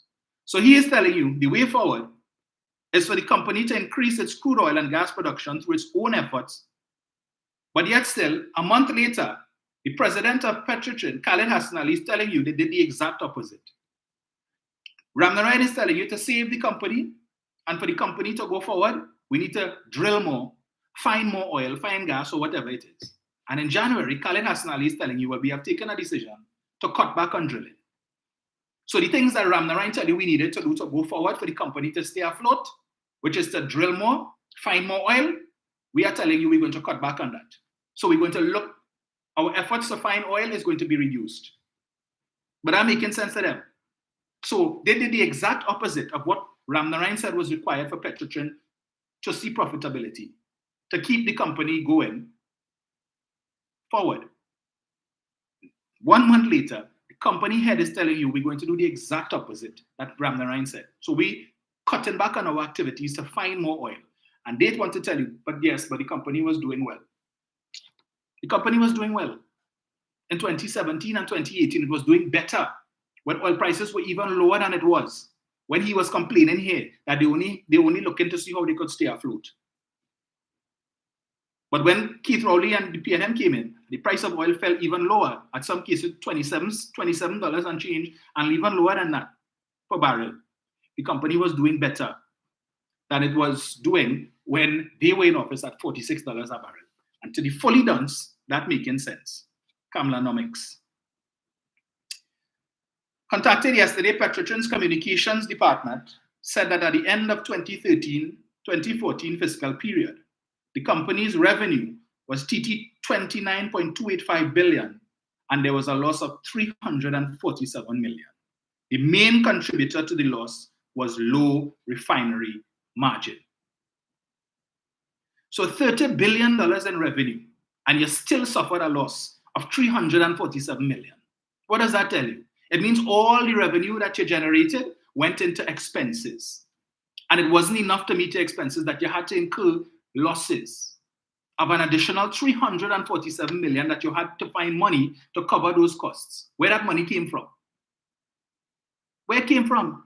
That's why you suffered a loss. You spend the whole 29.285 billion you generated in revenue, and still it wasn't sufficient to cover all of your costs to manage the company, such that you had to incur $347 million in debt losses. And the main contributor to the loss was a low refinery margin. This is Petrotrin's communications department saying this. This is not Keith Rowley saying this. This is not Stuart Young saying this. This is not Franklin Kahn saying this. This is the communications department under the People's Partnership at Petrotrin is telling you the main contributor to the company's loss was low refinery margin. So if the refinery margin was low at $46 per barrel, how much do you think it would be at $26 US per barrel? Or $16 US per barrel? Or $0? Anyway, let me go to the next one quickly in the interest of time. Petrotrin blames US shale gas revolution for reduced refinery runs. Trinidad and Tobago state-owned Petrotrin is blaming the shale gas revolution in the US and lower crude prices at Cushing, Oklahoma, for its decision to significantly reduce its refinery throughput to 120,000 barrels a day from 180,000 barrels a day. Petrotrin President Khalid Hassan Ali told the Oil and Gas Journal that the decision was an attempt to limit the company's losses at its Point-a-Pierre refinery in an effort to avoid going out of business like two other Caribbean refineries. In an attempt to avoid going out of business like two other Caribbean refineries. So if you weren't facing the specter or the possibility of going out of business, why did you cut throughput from 180,000 to 120? He says it there in black and white. Petrotrin President Khalid Hassan Ali told the Oil and Gas Journal the decision was an attempt to limit the company's losses, so it's an admission Petrotrin was losing money, and to avoid going out of business like two other Caribbean refineries. So since under them, the refinery was facing the possibility, the specter of going out of business. And so they had to take remedial action at that time to try and avoid that from happening. And what did they do? Instead of refining 180,000 barrels of oil per day, they cut it down to 120,000 barrels of oil per day. So if you're refining less oil, doesn't that mean less revenue? Okay. But the refinery was doing well. It was profitable. Rowley lied. Rowley only shut down the refinery because he wanted to protect AV drilling. Refineries in both Aruba and the US Virgin Islands have been shuttered as Caribbean refineries are facing higher prices for crude on the international market than many US refineries, which are benefiting from continued bottleneck at Cushing. Maro Bechan, Petrotrin Vice President of Refining and Marketing, said that there are significant challenges now facing the company's refining and marketing business. He explained that Petrotrin has imported 60% of the crude needed for refinery feedstock, while 40% of the crude has come from domestic production. And then you cut domestic production. But anyway, Bechan explained that with the global spare refinery capacity averaging 20 million barrels of oil of refined products in 2014, it put a cap on Petrotrin's margins. He said, it is your gross margins that affect your profitability. And because it is from your gross margins that you have to find money for your operating costs, including utilities, inputs, labor, and so on. Bechan said the closure of refineries in the Caribbean was not necessarily a global trend. He said the shale development is happening against a backdrop of the US not being able to export its crude, but being able to export refined products. So you had that challenge where the US was able to export refined products in direct competition with Petrotrin. Okay? Both Bechan argued that this meant that US oil producers can largely only transport crude to refineries in the US. Petrotrin recently completed a $1 billion upgrade of its refinery, including construction of a gasoline optimization plant.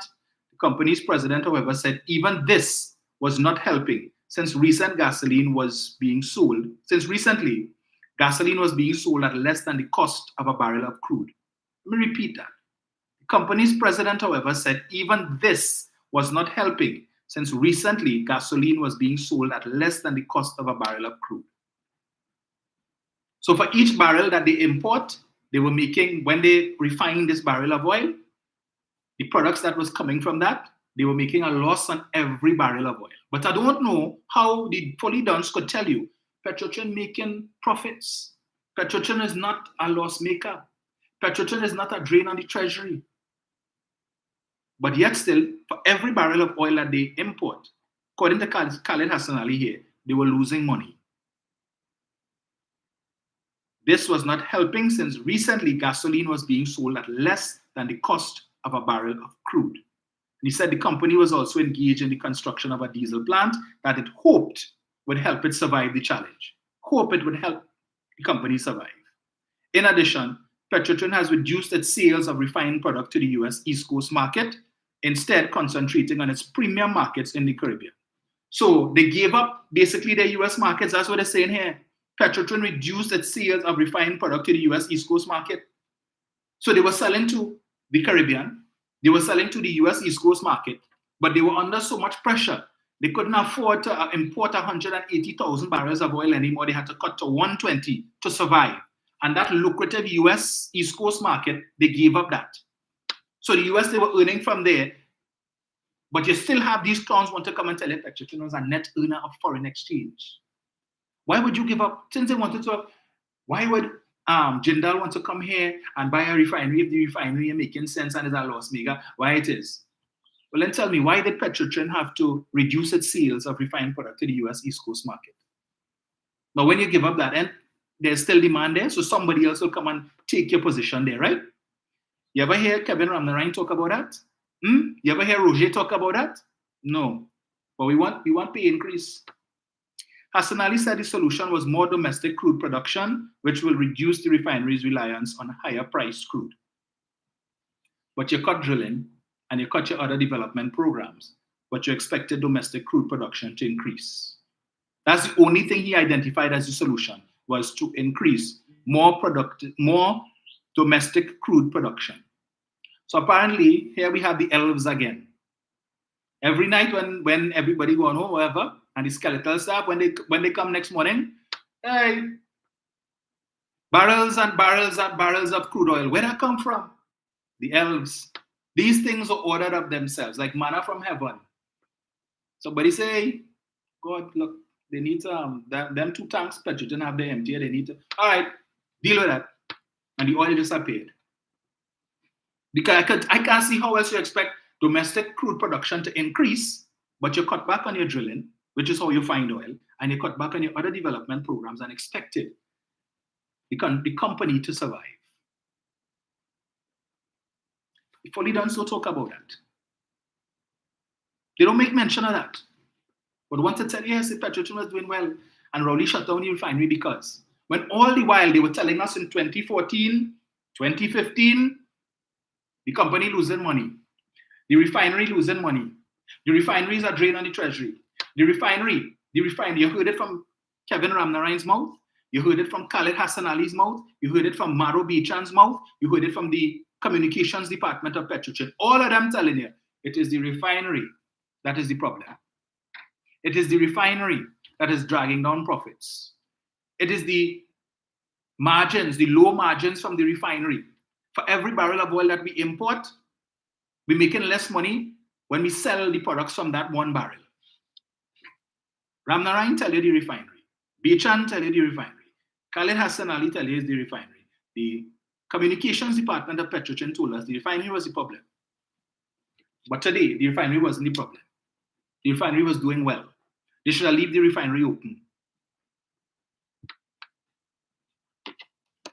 And the fully dons, that's all they're talking about. And will not accept this. And if you read this and you show them that, you know what they say? Well, you're lying. Where do they get that from?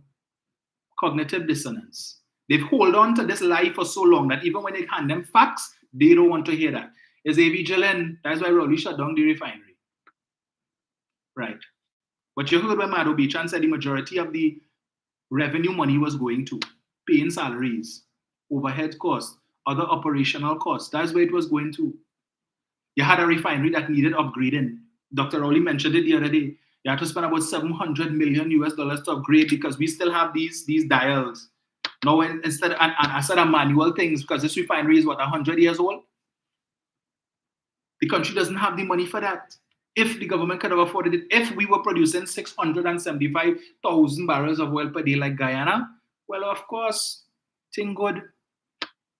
We could have expanded the refinery, but we're not producing that. We've never produced that amount of crude oil ever in our country's history. But then you have Dumb and Dumber, Professor Misinformation and Captain Clueless. Want to come and tell you a certain nonsense about Qatar and we should have been like Dubai and we should have been like Qatar. We never had Qatar money and we never had Qatar and Dubai oil production levels. The two things necessary for us to be like Dubai and Qatar. We never had that. But the only time we're producing oil and we're producing oil. In our heyday when it had the oil boom, what was the price of oil then? Certainly wasn't $100, wasn't 50. When you go back and you look at the history records, the price of oil back when they call it the so-called oil boom, when oil production in this country was at its highest, the price of oil but then was all kind of $9 and $13 a barrel. Today, these other countries like Qatar and Dubai, when they would have started in oil production in earnest, the prices were much higher. So that is why they could look the way that they look today, in addition to investments from the private sector, which this government has been begging for, but the private sector in Trinidad and Tobago rather take their money and run Guyana. They will go to Guyana. I can't blame them, because when you have the private sector wants to build a 5-star hotel in Tobago so that you could diversify the economy through tourism, you have these clowns who supporting the TPP, talking nonsense about where they feel is Trinidad and they want the 1% to come here and colonize Tobago, where we ain't having that. Only because the owner of the company that wants to build the hotel is Syrian Lebanese.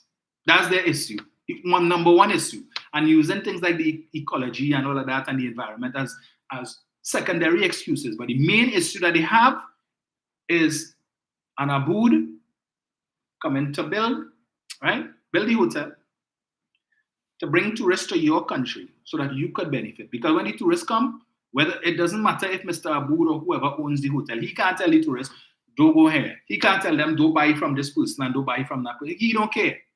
All you come, spend your money, you book your hotel room.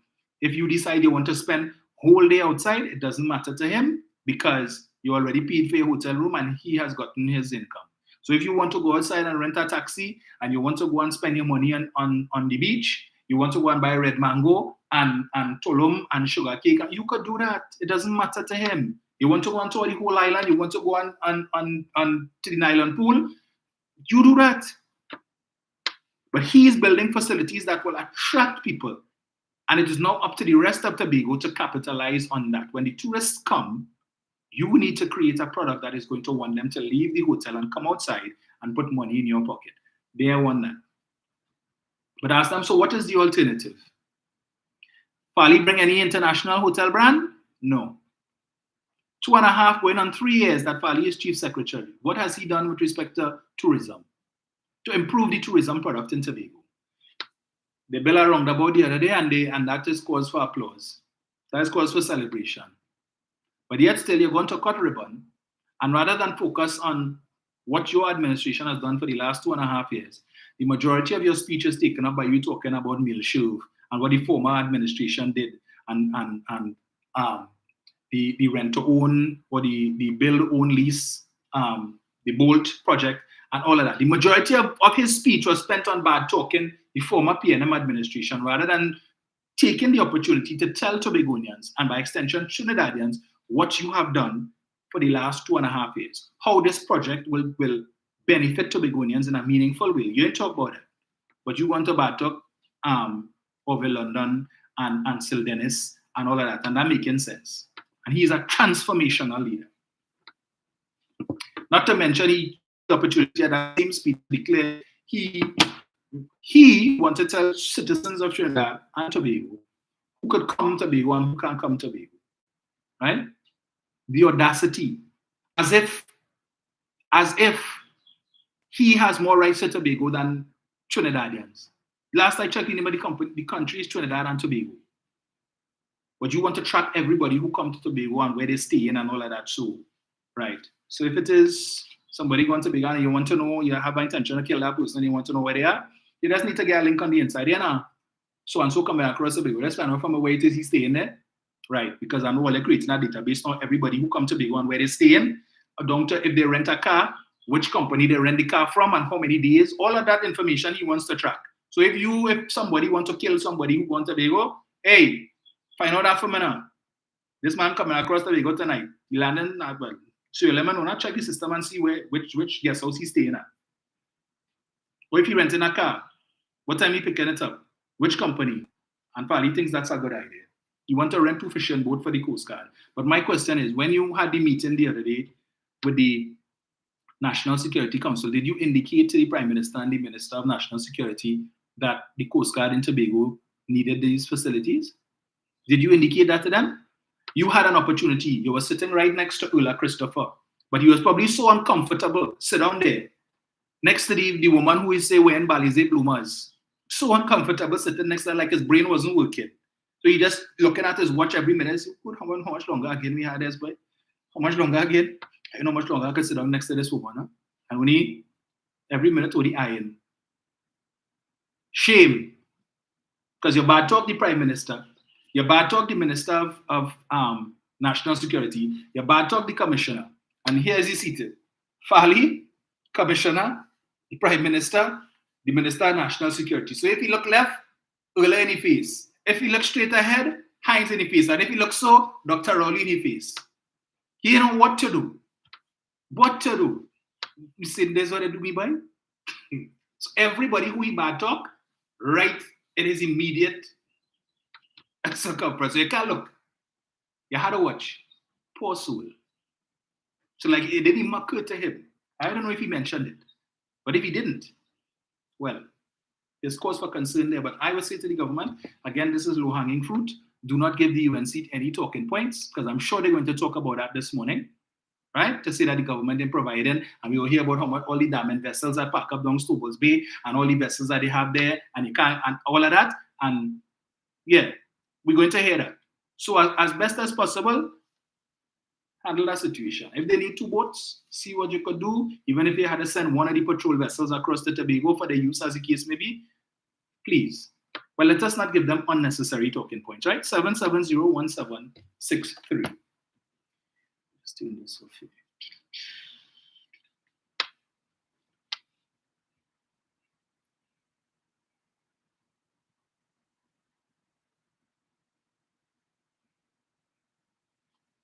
Right. 7701763.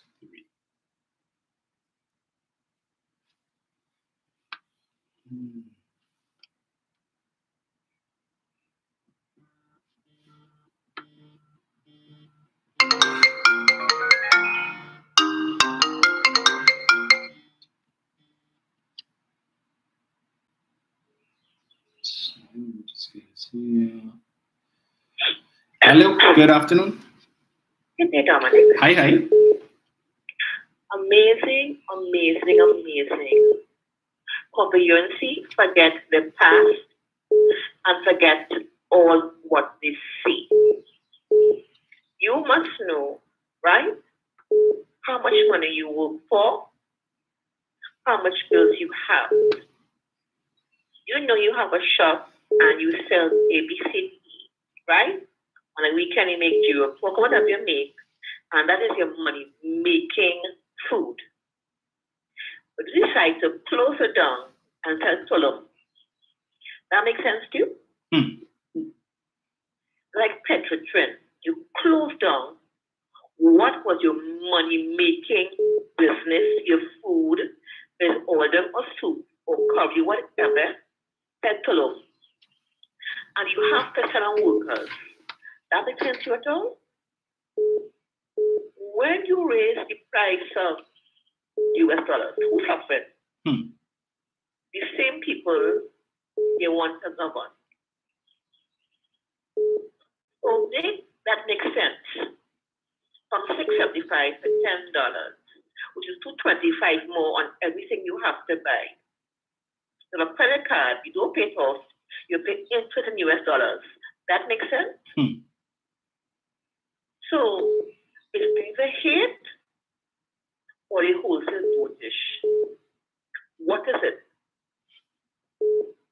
They are rocket science, but sit and listen and think. I like Cheetos, okay? I buy Cheetos more often than I buy local snacks. Always have, always will. Cheetos is $45 by Smart. Surte by Marcy. You have the big bag which I buy, okay? Now it's going to raise. Can I buy the same big bag or smaller bag? That's US dollars in Petrotrin. Boy, please, get some sense. I'm begging you. All your stupid things revile me. You cannot be serious. You're taking China,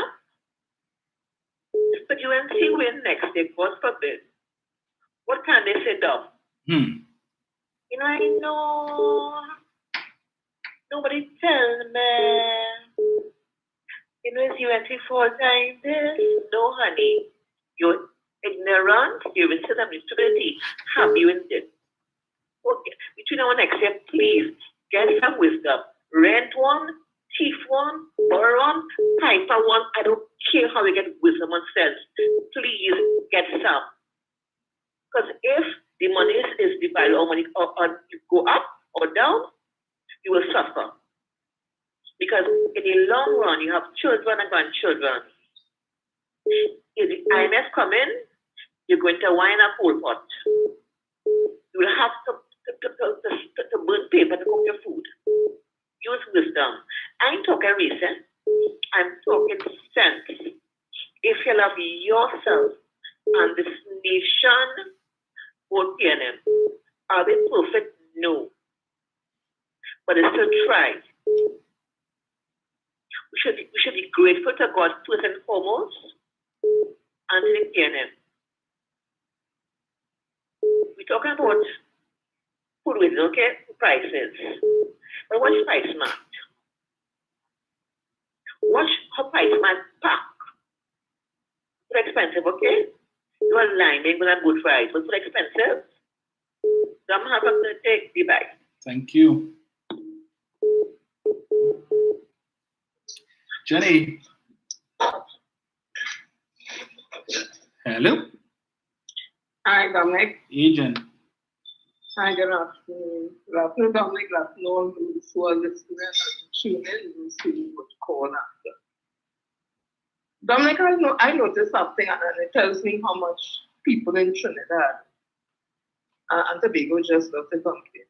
I remember before we even got the state ban proclaimed as a national instrument, and there were so much challenges because China playing pan, Japan playing pan all over the world, and what they're doing for pan, and like we own, and all the talk and so. Now you know it has happened. The steel pan has been proclaimed the national instrument of Trinidad and Tobago.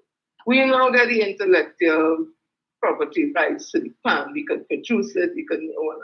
And you know, you're not hearing no big set of talk on it, nothing at all. But before that happened, you know, the whole place, all they came security like this one, next thing they would teeth it.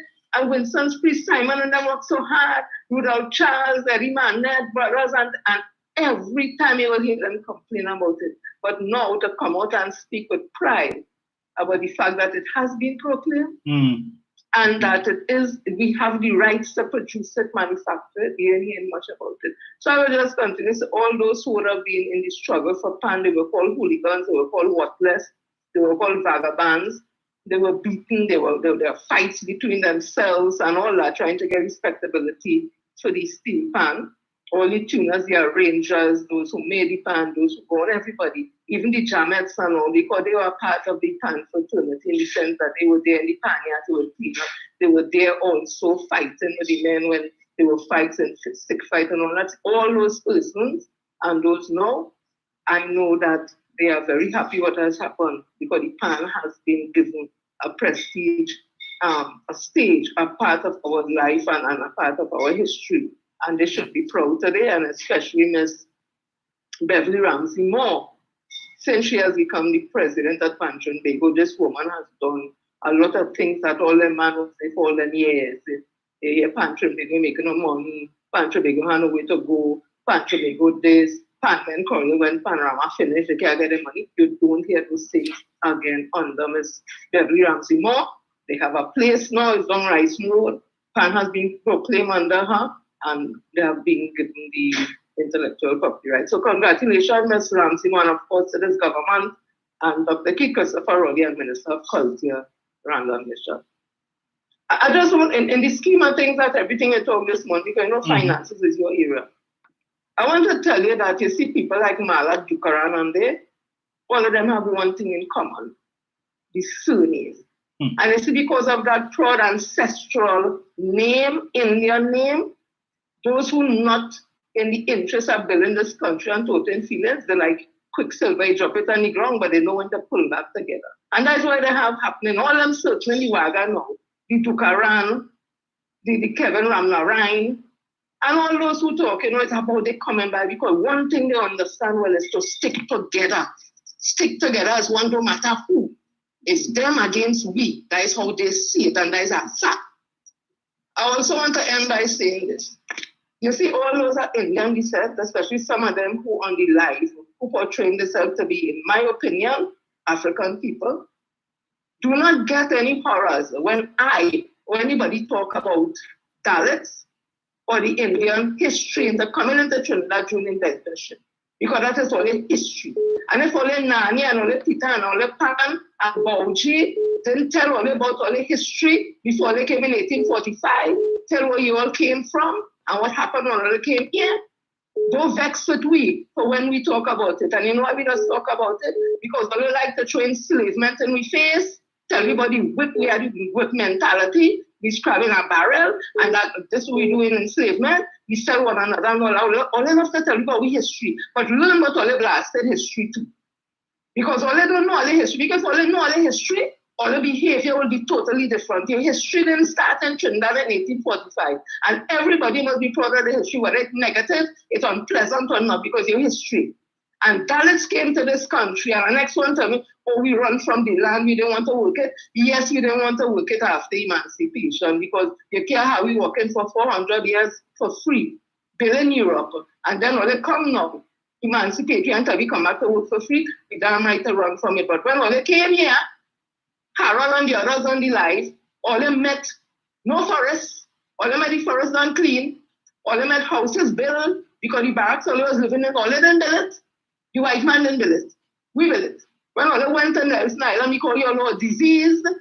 It's not the white man was seen about all you. It's African people was seen about all you. When all they come here, all they was unskilled laborers, all they start to be mason and carpenter. It's we show they the work to do. We teach all they to speak. We teach all they everything, all they know, so have some damn respect.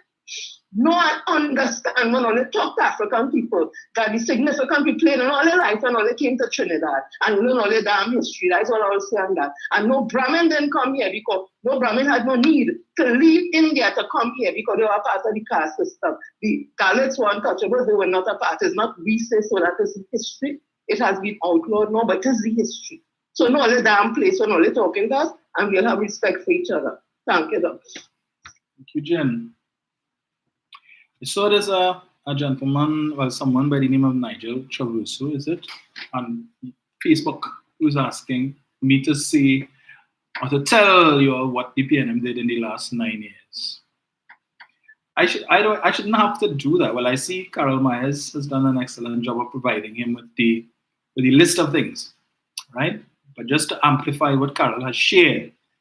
Now, I don't know if Mr. Traverso pays taxes, but if he does, if he is in the salary range to pay taxes, or at least was up until 2016, the government that you probably don't support would have given you not one, but two, but three increases in your personal allowances. So you either now pay less taxes, income tax that is, or you don't pay any income tax at all. So while Keith Rowley and Imbert, the square peg in the round hole, the engineer who is the Minister of Finance would have given you 3 increases in your personal allowance. Mrs. Prasad Bisasa gave you none. She came in 2010, met personal allowance at 60,000, and she left it at 60,000, right? So she gave you no relief when it comes to income tax.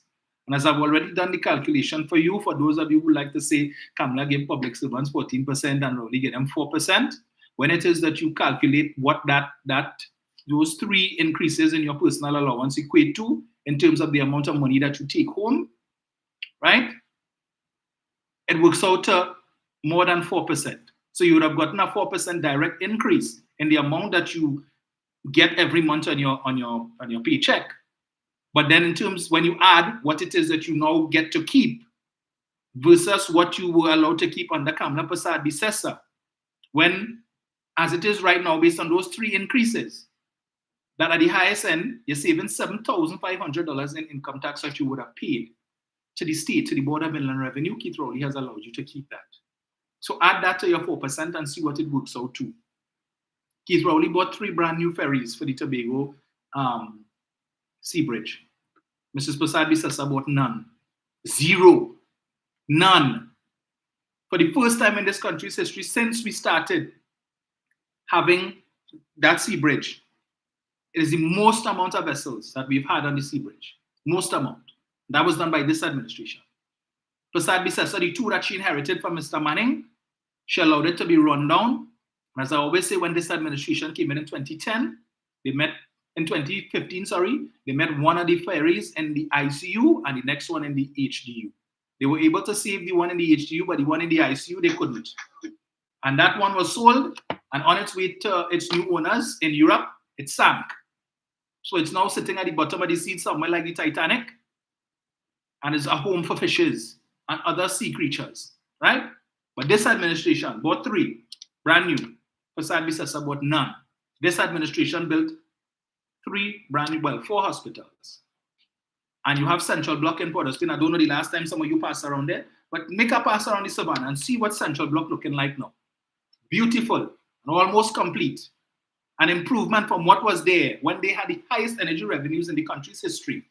And in 2018, when we had that big earthquake, because they did nothing to Central Block while they were there, it's possible that Central Block could have been damaged to the point that persons could have lost their lives. This administration decided, with the limited revenue that we have, we will build a new facility.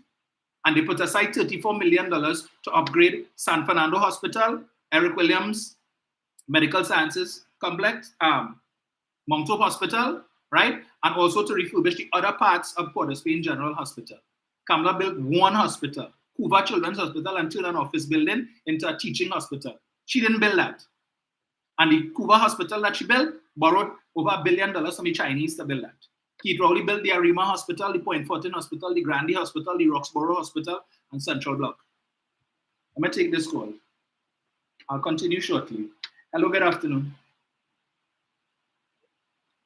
Hello? Hello? Hi. Hi, good afternoon, Dominic. Hi. Very informative program as normal. Thank you. I have a lot to say. Go ahead. It's a lot to unpack. The first thing, Trinidadians like that gentleman, whoever, but I'm not really watching online per se. Yes. So, with that normal stupid statement. So, we read, we don't pay attention to anything, right? Unless it's negative. And when they have a political stance, it makes it even worse. It's about time Trinidadians, Trinidadians, wake up. I can write you. This one is time not taken. Okay? UNC did not make sense. They did a lot of bad, and there were a number of good people there, but they did a lot of nonsense. Because they put people who were not equipped. Former Minister of Energy was a junior person in Central Bank. Right? So I'm sorry, that was the one who became the governor. Was a junior person, they were all junior, right? But check their names. They're all created in some form or fashion, and that is how the UNC People's Partnership Combination operated. It was not about putting the country free. Okay? Mm-hmm. But then to quote the opposition leader, country with 4 parties, go to hell. Mm. So that people who support that and there are quite a few, you need to understand that if you love the country and if you're a Trinidadian who loves the country, that nonsense that they cannot work. I find Trinidadians are very tired. I'm getting to my other thing. I'm trying to keep it. Tobagonians need to understand, right, where they want to go, how they want to get there, who wants to take it there. You see the Trinidadian dreaming? I am now past it. I am tired of it. We, as Trinidad, did not ask them to become part of a unified state.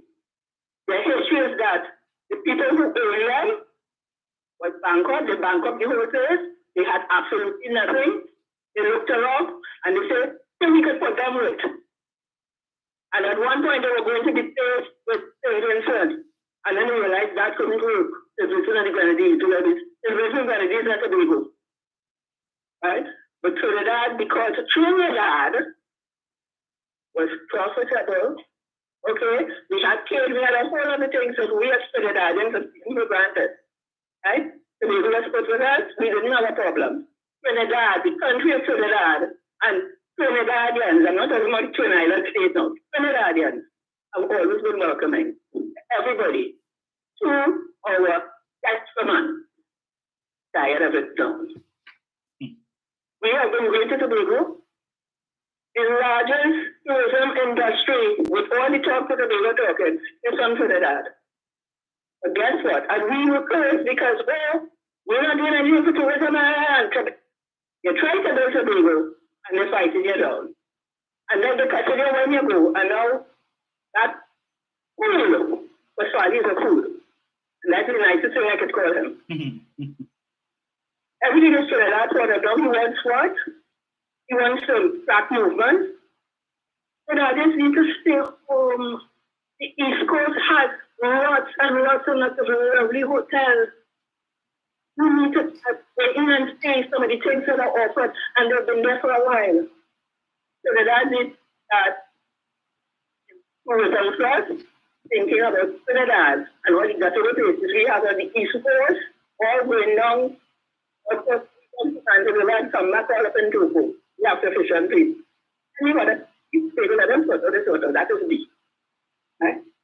There's now where you don't even need to you can't have an access and the unprofessionalism. And they have some very unprofessional people over there. It needs to get sorted if they want to move tourism forward. Because we're trying to help and we are constantly going, and all you say getting on so, you need to go in. Find people in Trinidad to go. That's one. The other one is the Petrotrin situation. I hear people talking about wrecked Petrotrin and close down Petrotrin. And don't care you tell them Petrotrin has not been closed down. They want to be simplistic. Go ahead with that. Right? And apparently, Petrotrin was making millions of dollars and tell them bad spending. No. Petrotrin owed $5 billion. People need to work that out. That's 5 billion TP, not 5 billion Guyanese, or not 5 billion Jamaican. 5 billion US. Okay? When the People's Partnership went in, if they were interested in ensuring that the country moved forward, you see what that bad spending is in? That they went to the central bank and took out money. They talk about how Patrick Manning used up all the money and we have no money and no money. But they went into the central bank, took money directly from the central bank as opposed to going outside, getting loans. But I will see half of those things, it's not half of those things that they was doing, that highway, right? And all of those things. And people didn't have a problem. All of this has it back. That's right. That money also, we don't take some of that, they could have probably cleared the Petrotrin debt. Right? But it was bankrupt to the country. That's why the decision was taken not to close Petrotrin, but to split it up. The party was making money, let them continue to make money because they were making money, and the money was going back. As you pointed out, as people have been pointed out, which should have died, we're not here. They were making money, but it was going right back in to fill the hole, and it wasn't filling the hole. Now there's no hole to fill. The part that was causing the hole, we put that aside. That let somebody else run it. Right? And when people express an interest, you have the same UNC country before party go to hell. But that's it. Up in arms, bad mountain, maligning people, right? And having hundreds of millions of dollars. They're the same people that say they want to help. 1.1% of the 780 million US that could come in will impact positively everybody. The whole of Trinidad and Tobago, not just the people who live on the trade line and they say they support it. Right? All the challenging people, all the experienced people, they say, how can I drop now? I don't understand why. But that's not for me today. Right? That money that they have been bad mouthing and making sure that people don't come, because when you malign people good, right? So don't worry, they don't need you, you need them. So just keep moving, right? We're seeing Sanders and we're seeing this again, but I'm waiting to see what will happen. But the time, but like that is what will happen, right? The other thing, the EBC commissioner, Mr. Mark Ram Cherry, all of a sudden, I have to wonder sometimes where these people come from. He's a lawyer. Actually, I had to go on Google it to make sure that I was understanding properly, right? You have a right that people vote for. I don't have to tell you who I vote for, if I vote or not. But all of a sudden, Mr. Man, after meeting with the UNC, it was a published meeting. They put it in the papers. They're the ones who are touched. He suddenly comes back, right? I am saying that because you don't even have the common courtesy to say, no, the people who said they had a problem with the voting process, right? But we know they published, when we had the meeting, they said that who voted for the news and all kind of things. Fine. So we go with them. And he and the board in their wisdom don't find it fitting that returning officers report, and he said the 41 returning officers, really people who are overall, who get the information, put it together and send it out. Have to say who they vote for if they're in a party, of the party affiliation, that has nothing to do with that. When it came out, the EBC brought them because they started getting backlash. The people said, no, it's the returning officers who are working on the day. That makes it even worse, right? Because that is still not your business. And having worked in many elections, people come in, you show them what to do, they go, they leave, you mark it off in the book. Everything is out there in the open. And at the end, because I had a conversation, I think it was on the radio station in the last 2 days, and I realized that's how inept and uneducated some of these young people are. And they really need to educate themselves because they're very stupid. They're out there. Talking about, it will know if it means that, well, when people come out and they have to vote, if it is that you, let's say you are UNC or an person and you're checking the vote, because you signed the vote, in your way, you could say no and not call it out as all kind of stupidity. So clearly, that person never voted before, never worked before. And I'm hoping and praying that as we go along, people take the opportunity if it's won, if it's local government election won. Stand up and go and sit down and do it. You get into it, there's nothing else. You get food and you get paid. But you will learn exactly how our process works. Because at the end of it, not only can you not wear any colors, and the various parties who have people, they are there. And at the end, when the votes are being cast, everybody, PNM, USC, filters, Otherwise, unifiers, whoever you are, once you have a representative, they all sit down. The box is opened, and every ballot is filled out. It is called who it's for, and everybody is shown it. And if you make the mistake and call the wrong name, the wrong party name, somebody will say, hey! You quickly correct yourself. I have been there on more than one of them. So that when the votes are cast and tallied, it's correct. You might have the, if you hear the word, that people who sell property or looking funny or whatnot, fine. But we have a history of free and fair, excellent elections, so much so that we are the poster child. People come here to see what we do, and BBC officials have been invited away to go and show people how it is done. So, Ram Kelly saying, and I got your name, right?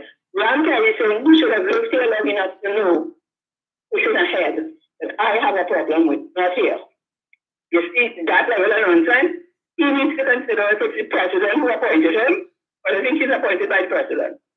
They need to start working and consider what changes they need to make. But that level of nonsense going into next year, we are not to have it. I am not having it. We work too hard. There are several people here who do not do the work and they want the benefit. It has to stop. Get up, do your due diligence, and do not allow nonsense like that from these people who do not consider themselves Trinidadians. We like to be polite to Trinidadians of East Indian, East Central. No, they consider themselves Indian. If you consider yourself Indian, you can't be a Trinidadian. India is a whole continent away, but they have lived their lives in there. And they're not willing to live here. I have a problem with that. Go wherever you are comfortable, but leave me here in my order, country that I love.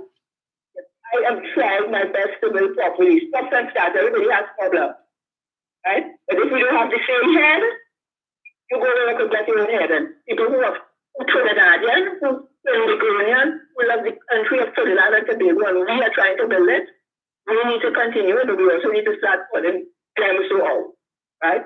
Been too polite for too long, at least I have. I'm getting past age of being too polite. Okay? So anyway, Dominic, have a good evening. I have a lot to say, but keep it tight. Thank you. Have a good evening. You Bye. too.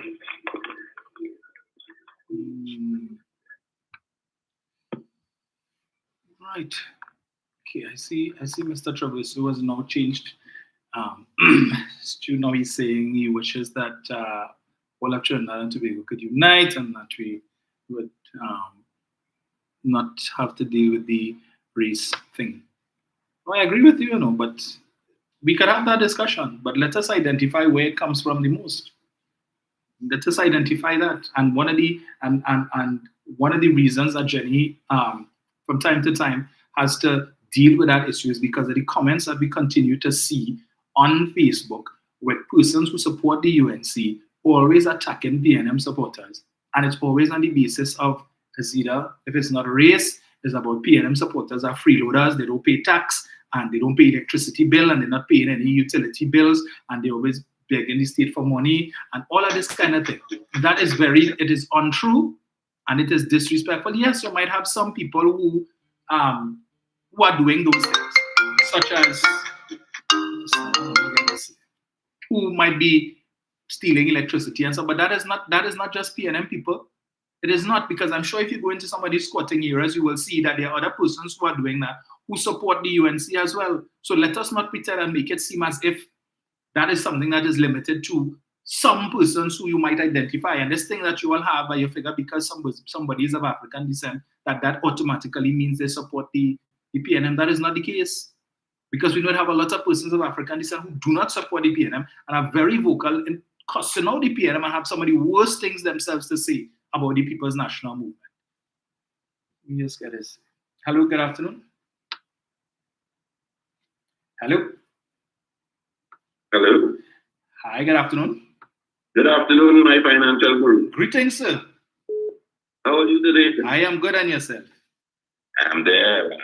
the call there because I've been viewing you for so long and I haven't made the call. Yeah, man. I didn't hear in a while. Yes, so I'm viewing. Nice. So after hearing your opening dissertation or argument Yes. concerning Ms. Mala Dukaran, Mm-hmm. I'm asking, is it drugs we are selling? Well, Yeah, I had to have a underground drugs refinery, gas, selling money. Yeah, because I can understand if I collect, as using her analogy, mm-hmm. I spend $10 in gas and oil, and my expenditure for Trinidad and Tobago is 5.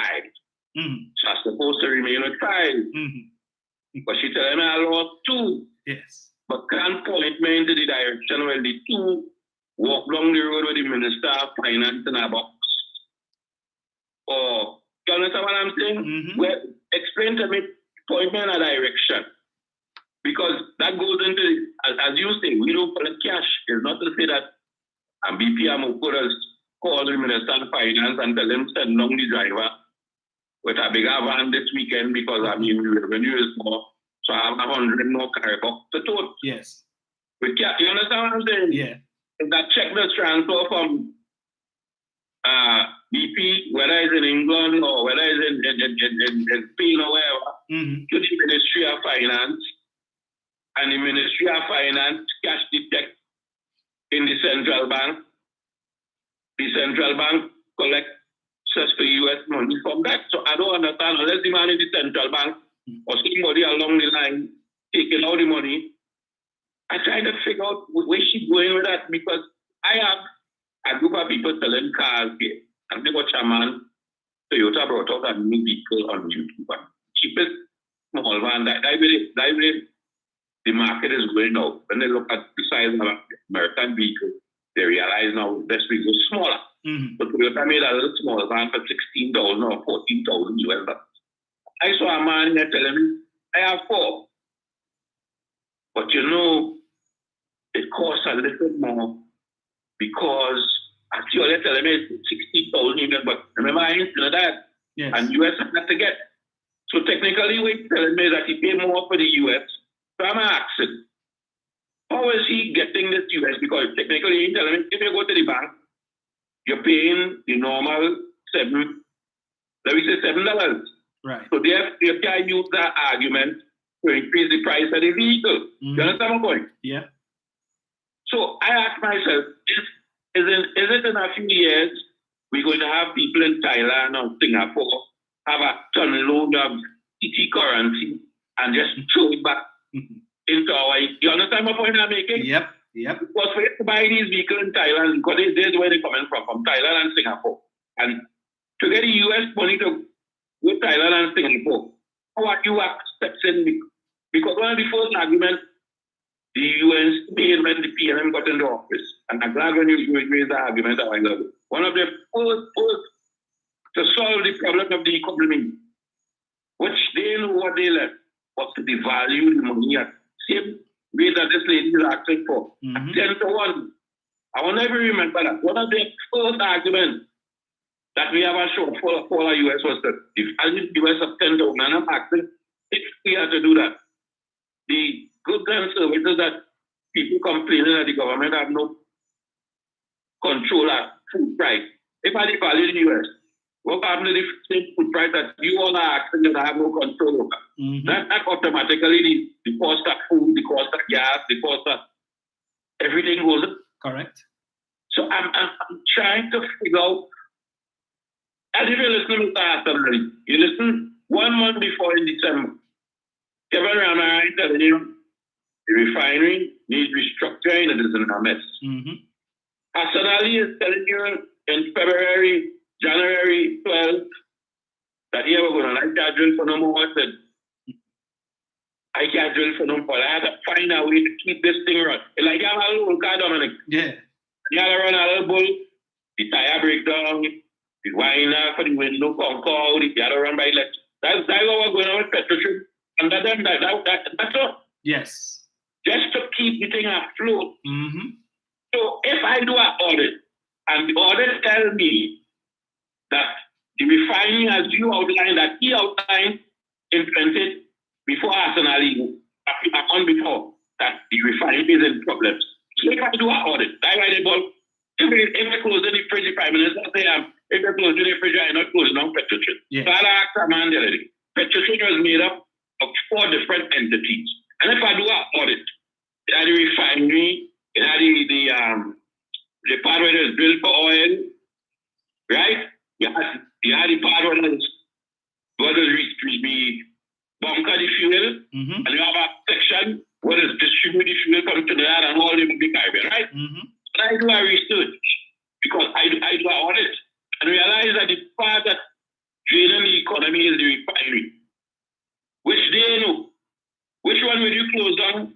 Right? The refinery. Correct. So if I close down the refinery, isn't Petrotrin still running? Enjoy the rest of your day, my friend.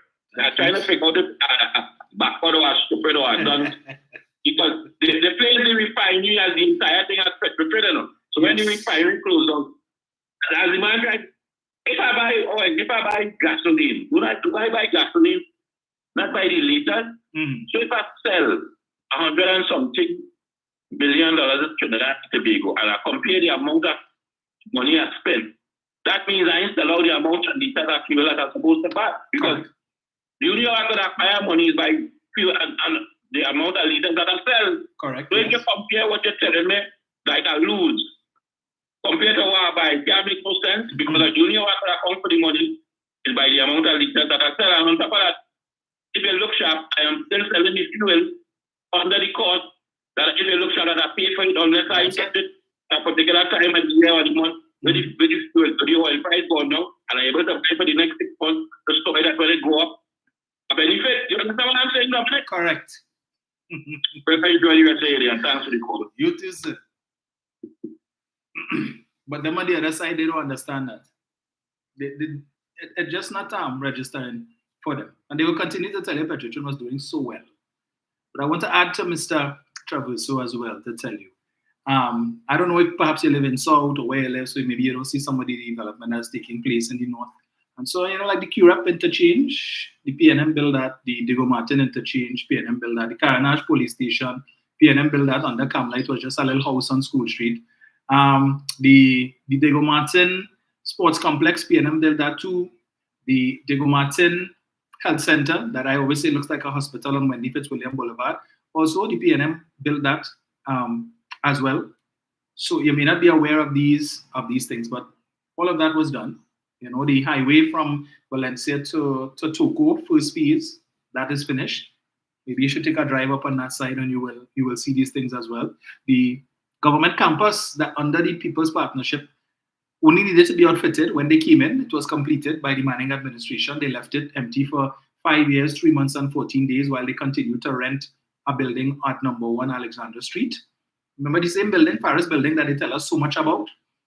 That they could have simply, but they spent all that rent, never used the building, over $120 million to outfit $40-something million in rent and $1 million a year for security and never used the building, right? This administration decided to outfit government campus and all the rent money that they were spending for customs, which was renting that blue glass building at the bottom of Independence Square and Abercrombie Street from St. Nicholas for donkey years. Today, Customs has their own building on Ajax Street, which is owned by the state, so they had to have to pay any rent for that. So for the last 7-8 years, St. Nicholas has not received 1 penny of rent for that glass building there. If you pass there now, you will see a sign, space for rent. Likewise, just higher up the street, across by Edward Street there, Edward and is it Queen Street?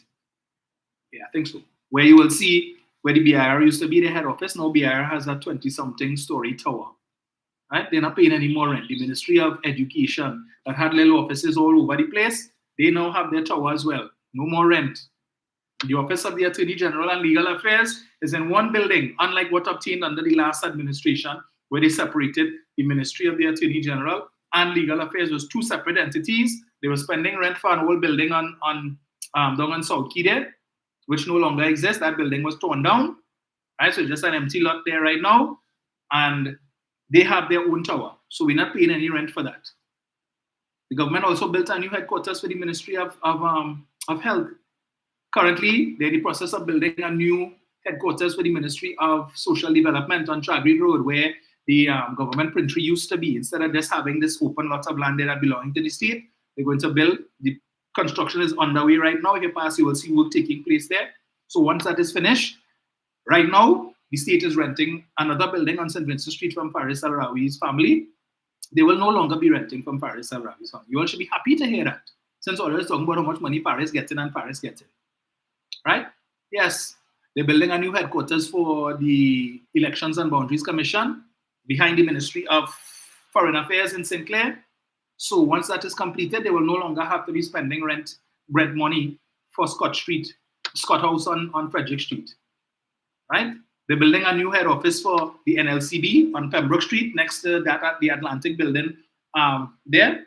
So when that is finished, they will no longer have to be renting from whoever they rented on Duke Street there where the NLCB office is now. So all of these things are taking place that you all aren't aware of.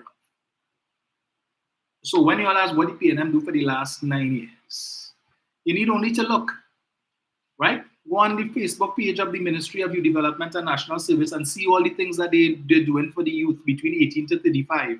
179 new farmers just got their leases for 2 acres of land so that they could start to put into practice what they learned for the last 2 years at UE. And you have several other cohorts now that are in the process of doing the courses at UE. And when they finish, they will get a 2 acre plots of land. They start a home and $20,000. What did the People's Partnership do anything like that? Color me orange? Live sport? Hoop of life? Come on now, man. All it cannot be serious. The Judicial Center that was constructed, well, not constructed, what was previously the Parliament building between 2010 to 2015, right? Now have 66 courtrooms there. We have a Judicial Center across there. Your government did that. The San Fernando waterfront that is currently under construction. All of these things taking place, but you're not looking. You see the expansion that's taking place on the highway there, heading to south, where the road is being widened. All of these things is to improve the flow of traffic that people have been complaining for years. Yes, there's some inconvenience now, but once the project is finished, all of these things that we complaining, the Manzanilla Road, that was destroyed under the People's Partnership between 2010 to 2015. But clearly what they did to fix the road didn't work. So now you have better work taking place there. Where is the kudos for that? There is none. But we're asking what the PNM do for the last, well, like Abby serious. How many houses have the PNM built? All of the housing projects that the PP came in 2010 and met were almost complete and they left abandoned. The Poyo Court in Malabar, Fort in St. James, Rio Springs in Valsine, and that's just a few. This administration completed it and built more and distributed it too. All those houses and housing units that if the PP had finished it, the people who were renting, who living in those units now, could have been building equity in their homes instead of wasting money on rent for 5 years, 3 months, and 14 days. But when election almost around the corner, you come in and say you're distributing 100 houses per week. To fool who? Who built those houses? It wasn't the PP. Sometimes I could probably take a couple more. 770-1763. Perhaps Mr. Traverso would like to call. Say a piece. Don't just comment. Line is open. Feel free to call in and say a piece. Right? Yes, it's so many things they forget. They begin up as they have one called what's her name, boy? Bernie Jack Gregg. She's a supporter of the TPP in Tobago. But begin up Kamala, leave the woman alone because she gave them a gas station in Tobago, and she opened the Scarborough Hospital, which was started under the PNM. Right? But so many other things that the PNM have done in Tobago. Never mind the fact that the supporters of the TPP will want to tell you otherwise. So many other the fire station, I think it's the Roxborough Fire Station, the Roxborough Hospital, but you know, Fali would want to take credit for saying, you go ahead, pal. All you know what the PNM involvement in Tobago, no problem. You do your thing, take your credit. But anyway, let me take this call quickly. And the rain is down once again. That is good. Hello, good afternoon. Wow. Hello. Hello, Dominic. Yes, sir. How are you? I am good. Dominic, so I want to touch upon the talk about some of the things. You want to know teacher? Nah, I didn't hear that quality. That rain a little loud. Yeah, do you remember what talk about another country? Yes, it's a difficult place to go. Because everybody has different agendas, different goals, right? Mm-hmm. There are a group of people who want to see Tobago, right? There are a group of people who wish by the white king, the crown. Mm-hmm. There are those who wish to probably like state of what farm to have a total report on Hawaii. You know? There are those who want to control the state. There are those who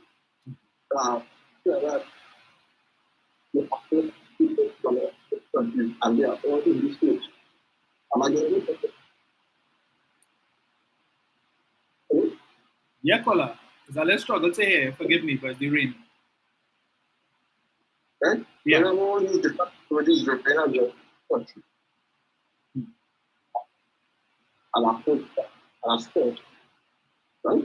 Yes. So I think I'm not the other guy put the people that the band. So that's a lot of time how we set up from other guy just going through that. Yeah. Right? So you look at what they're doing. That's the you can imagine that you don't feel like the whole I'm looking to what about to run away now the people are you know just as I'm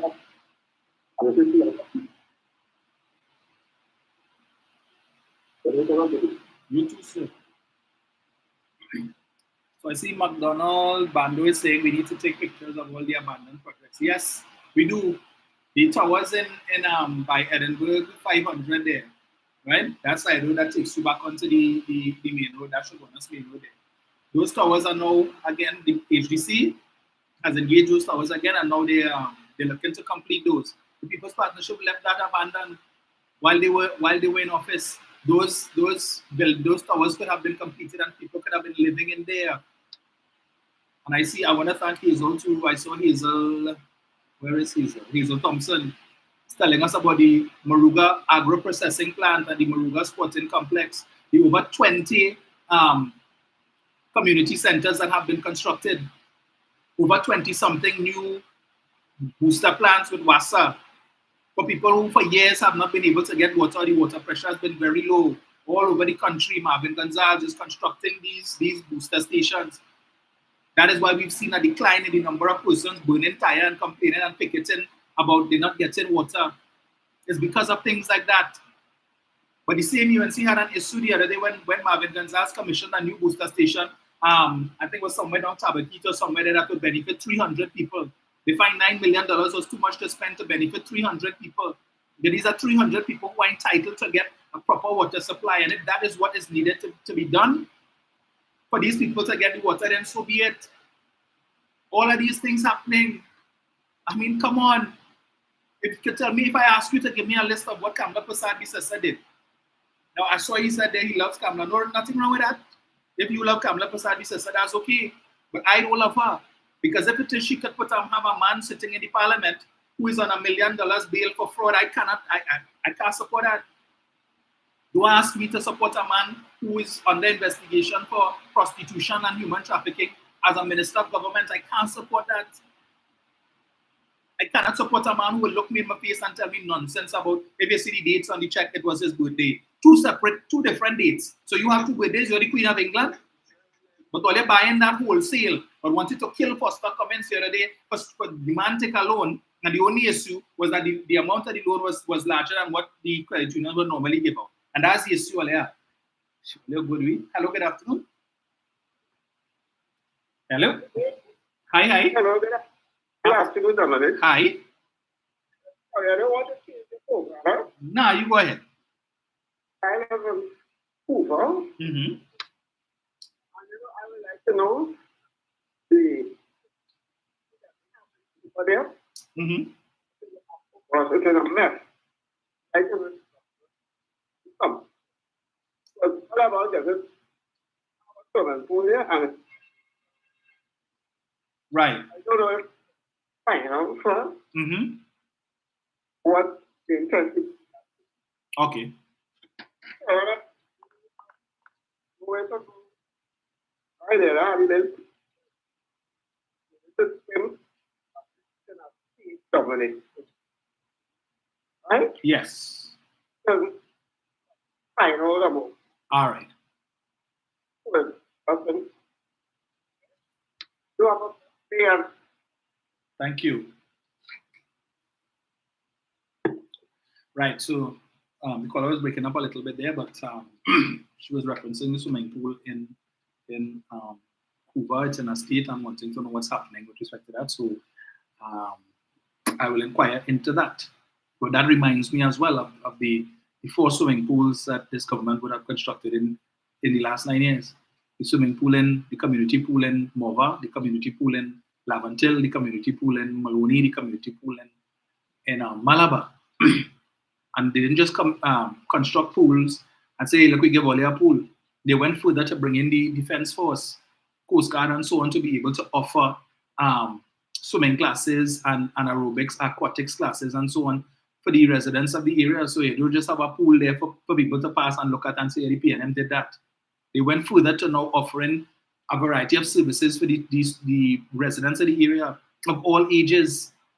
So maybe in a few years we could see we have a George Bovell or a Siobhan Cropper or a Dylan Carter, or some of them coming out from that area as a result of those facilities. Hello? Hello, good afternoon. Yeah, Dominic, good afternoon. Hi. Find out what happened to the pool in Superior for me, please. Since COVID, it's gone. Right. Yes, we'd like to find out about that, please. The swimming pool in Superior. Okay. Please, look, my son here is saying, please. Because we have no facility. Look, my son want to talk to you. I went to the pool personally, and apparently it's something as simple as a technical issue, like a pump or something. Right. So it's been more than 4 years since COVID. So we need a pool in the community. Mm-hmm. Okay. Thank you, sir. Yes, you're welcome. Okay, Dominic, have a good evening. You too. Yeah, bye-bye. Bye-bye. Right, so we'll look into those 2 this week because I'm supposed to have the opportunity, the occasion to meet with those this week who have responsibility for that. So yeah, I will look into that for you guys. Right, so I'm seeing Linton Loftus is telling us, what about the Diego Martin Library, Skinner Park rebuilt? That's right. That's right. Mm-hmm. The same library that they talk. Professor Misinformation and Captain Clueless talking about library in this day and age, and who think a library and all of that, and that's a waste of money, and people could go on the internet and so on. Because in their minds, the only thing a library, you go to a library and pick up a hard copy book and read. Libraries don't have any other facilities. So apparently they've not been to a library in years, least of which the library in Port of Spain. Clearly they've not been in there and seen that it's more than just books, that they have meeting areas inside there. Persons could do research. They have computer facilities for doing research there and all of these things for those who may not have access to such facilities. All of these things taking place. But they're not seeing nothing. It's just blind loyalty, cult of personality. You love Kamala, Prasad say you love Kamala. But we love Kamala for what? For what? When it is that what are they promoting? Perhaps if you go and read the UNC's manifesto, the National Economic Transformation Plan, your thoughts about Kamala would be different. Because I am seeing things inside there nonsense about when they come in, they're going to tell the central bank, instruct the central bank to increase interest rates. That's the mama guy and fool people. Because if you increase deposit rates, then how are the banks going to earn the money to be able to pay these increased deposit rates? The interest that the banks pay comes from interest that they earn on loans and so on. And therefore, if they are instructed to increase their deposit rates, which I don't even think they could be. But if they're instructed to increase their deposit rates, then all that's going to happen, they're going to increase the lending rates, the rates you pay for loans, the rates you pay on your mortgage. So you're getting a few dollars more in your savings, but your savings depleted because you have to pay more money now on your monthly installment for your mortgage or your car loan or whatever it is. And this is the level of foolishness that is inside there that people not reading. That is why Mariano Brown and others would have described it in 2020 as pie in the sky. They're talking about when they come into power, they're going to meet with the insurance companies to put in place a national some sort of insurance policy for farmers, particularly those in areas that are prone to flooding. No insurance company is going to take up that. That is like a man with cancer going to the insurance company and saying, I want to get critical illness insurance because I have cancer. They're not going to give it to you because they know a claim is inevitable. And the likelihood is that claim is going to be significantly more than what you pay in premiums, which doesn't help the insurance company. So if they know every year this particular area always flooded and millions of dollars in damage, you feel this insurance company going to offer you that type of insurance coverage when they know every year they'll have to pay out tens of millions of dollars in claims? But that is in the manifesto. That making sense to them. As I told you all a couple days ago, go down, take a drive down Chagaramas and see the convention center and the work that is being done there to turn it into a youth apprenticeship center for young people to go there and learn something. So if it is they're not performing in school, they could go down to the youth apprenticeship center when it is completed and they could learn a trade, something that they could turn into a business and earn money instead of having to go and work for people. All of these things are taking place, Mr. Traverso, but clearly you're not aware. You know what you would have seen on the UNC pages? They'll take out a picture of the TTHGI, the whole building there that have a set of grass on the fence and tell you, look at that. But all the programs that are taking place under the Ministry of Youth Development, they wouldn't talk about that. All of the partnerships that the ministry is establishing with things like BP and others. I saw that they have an launched an apprenticeship program there just last week or so in conjunction, NESC in conjunction with BP. All of these things are taking place, but yet still they talk nothing for the young people and nothing for the youth. That is totally untrue.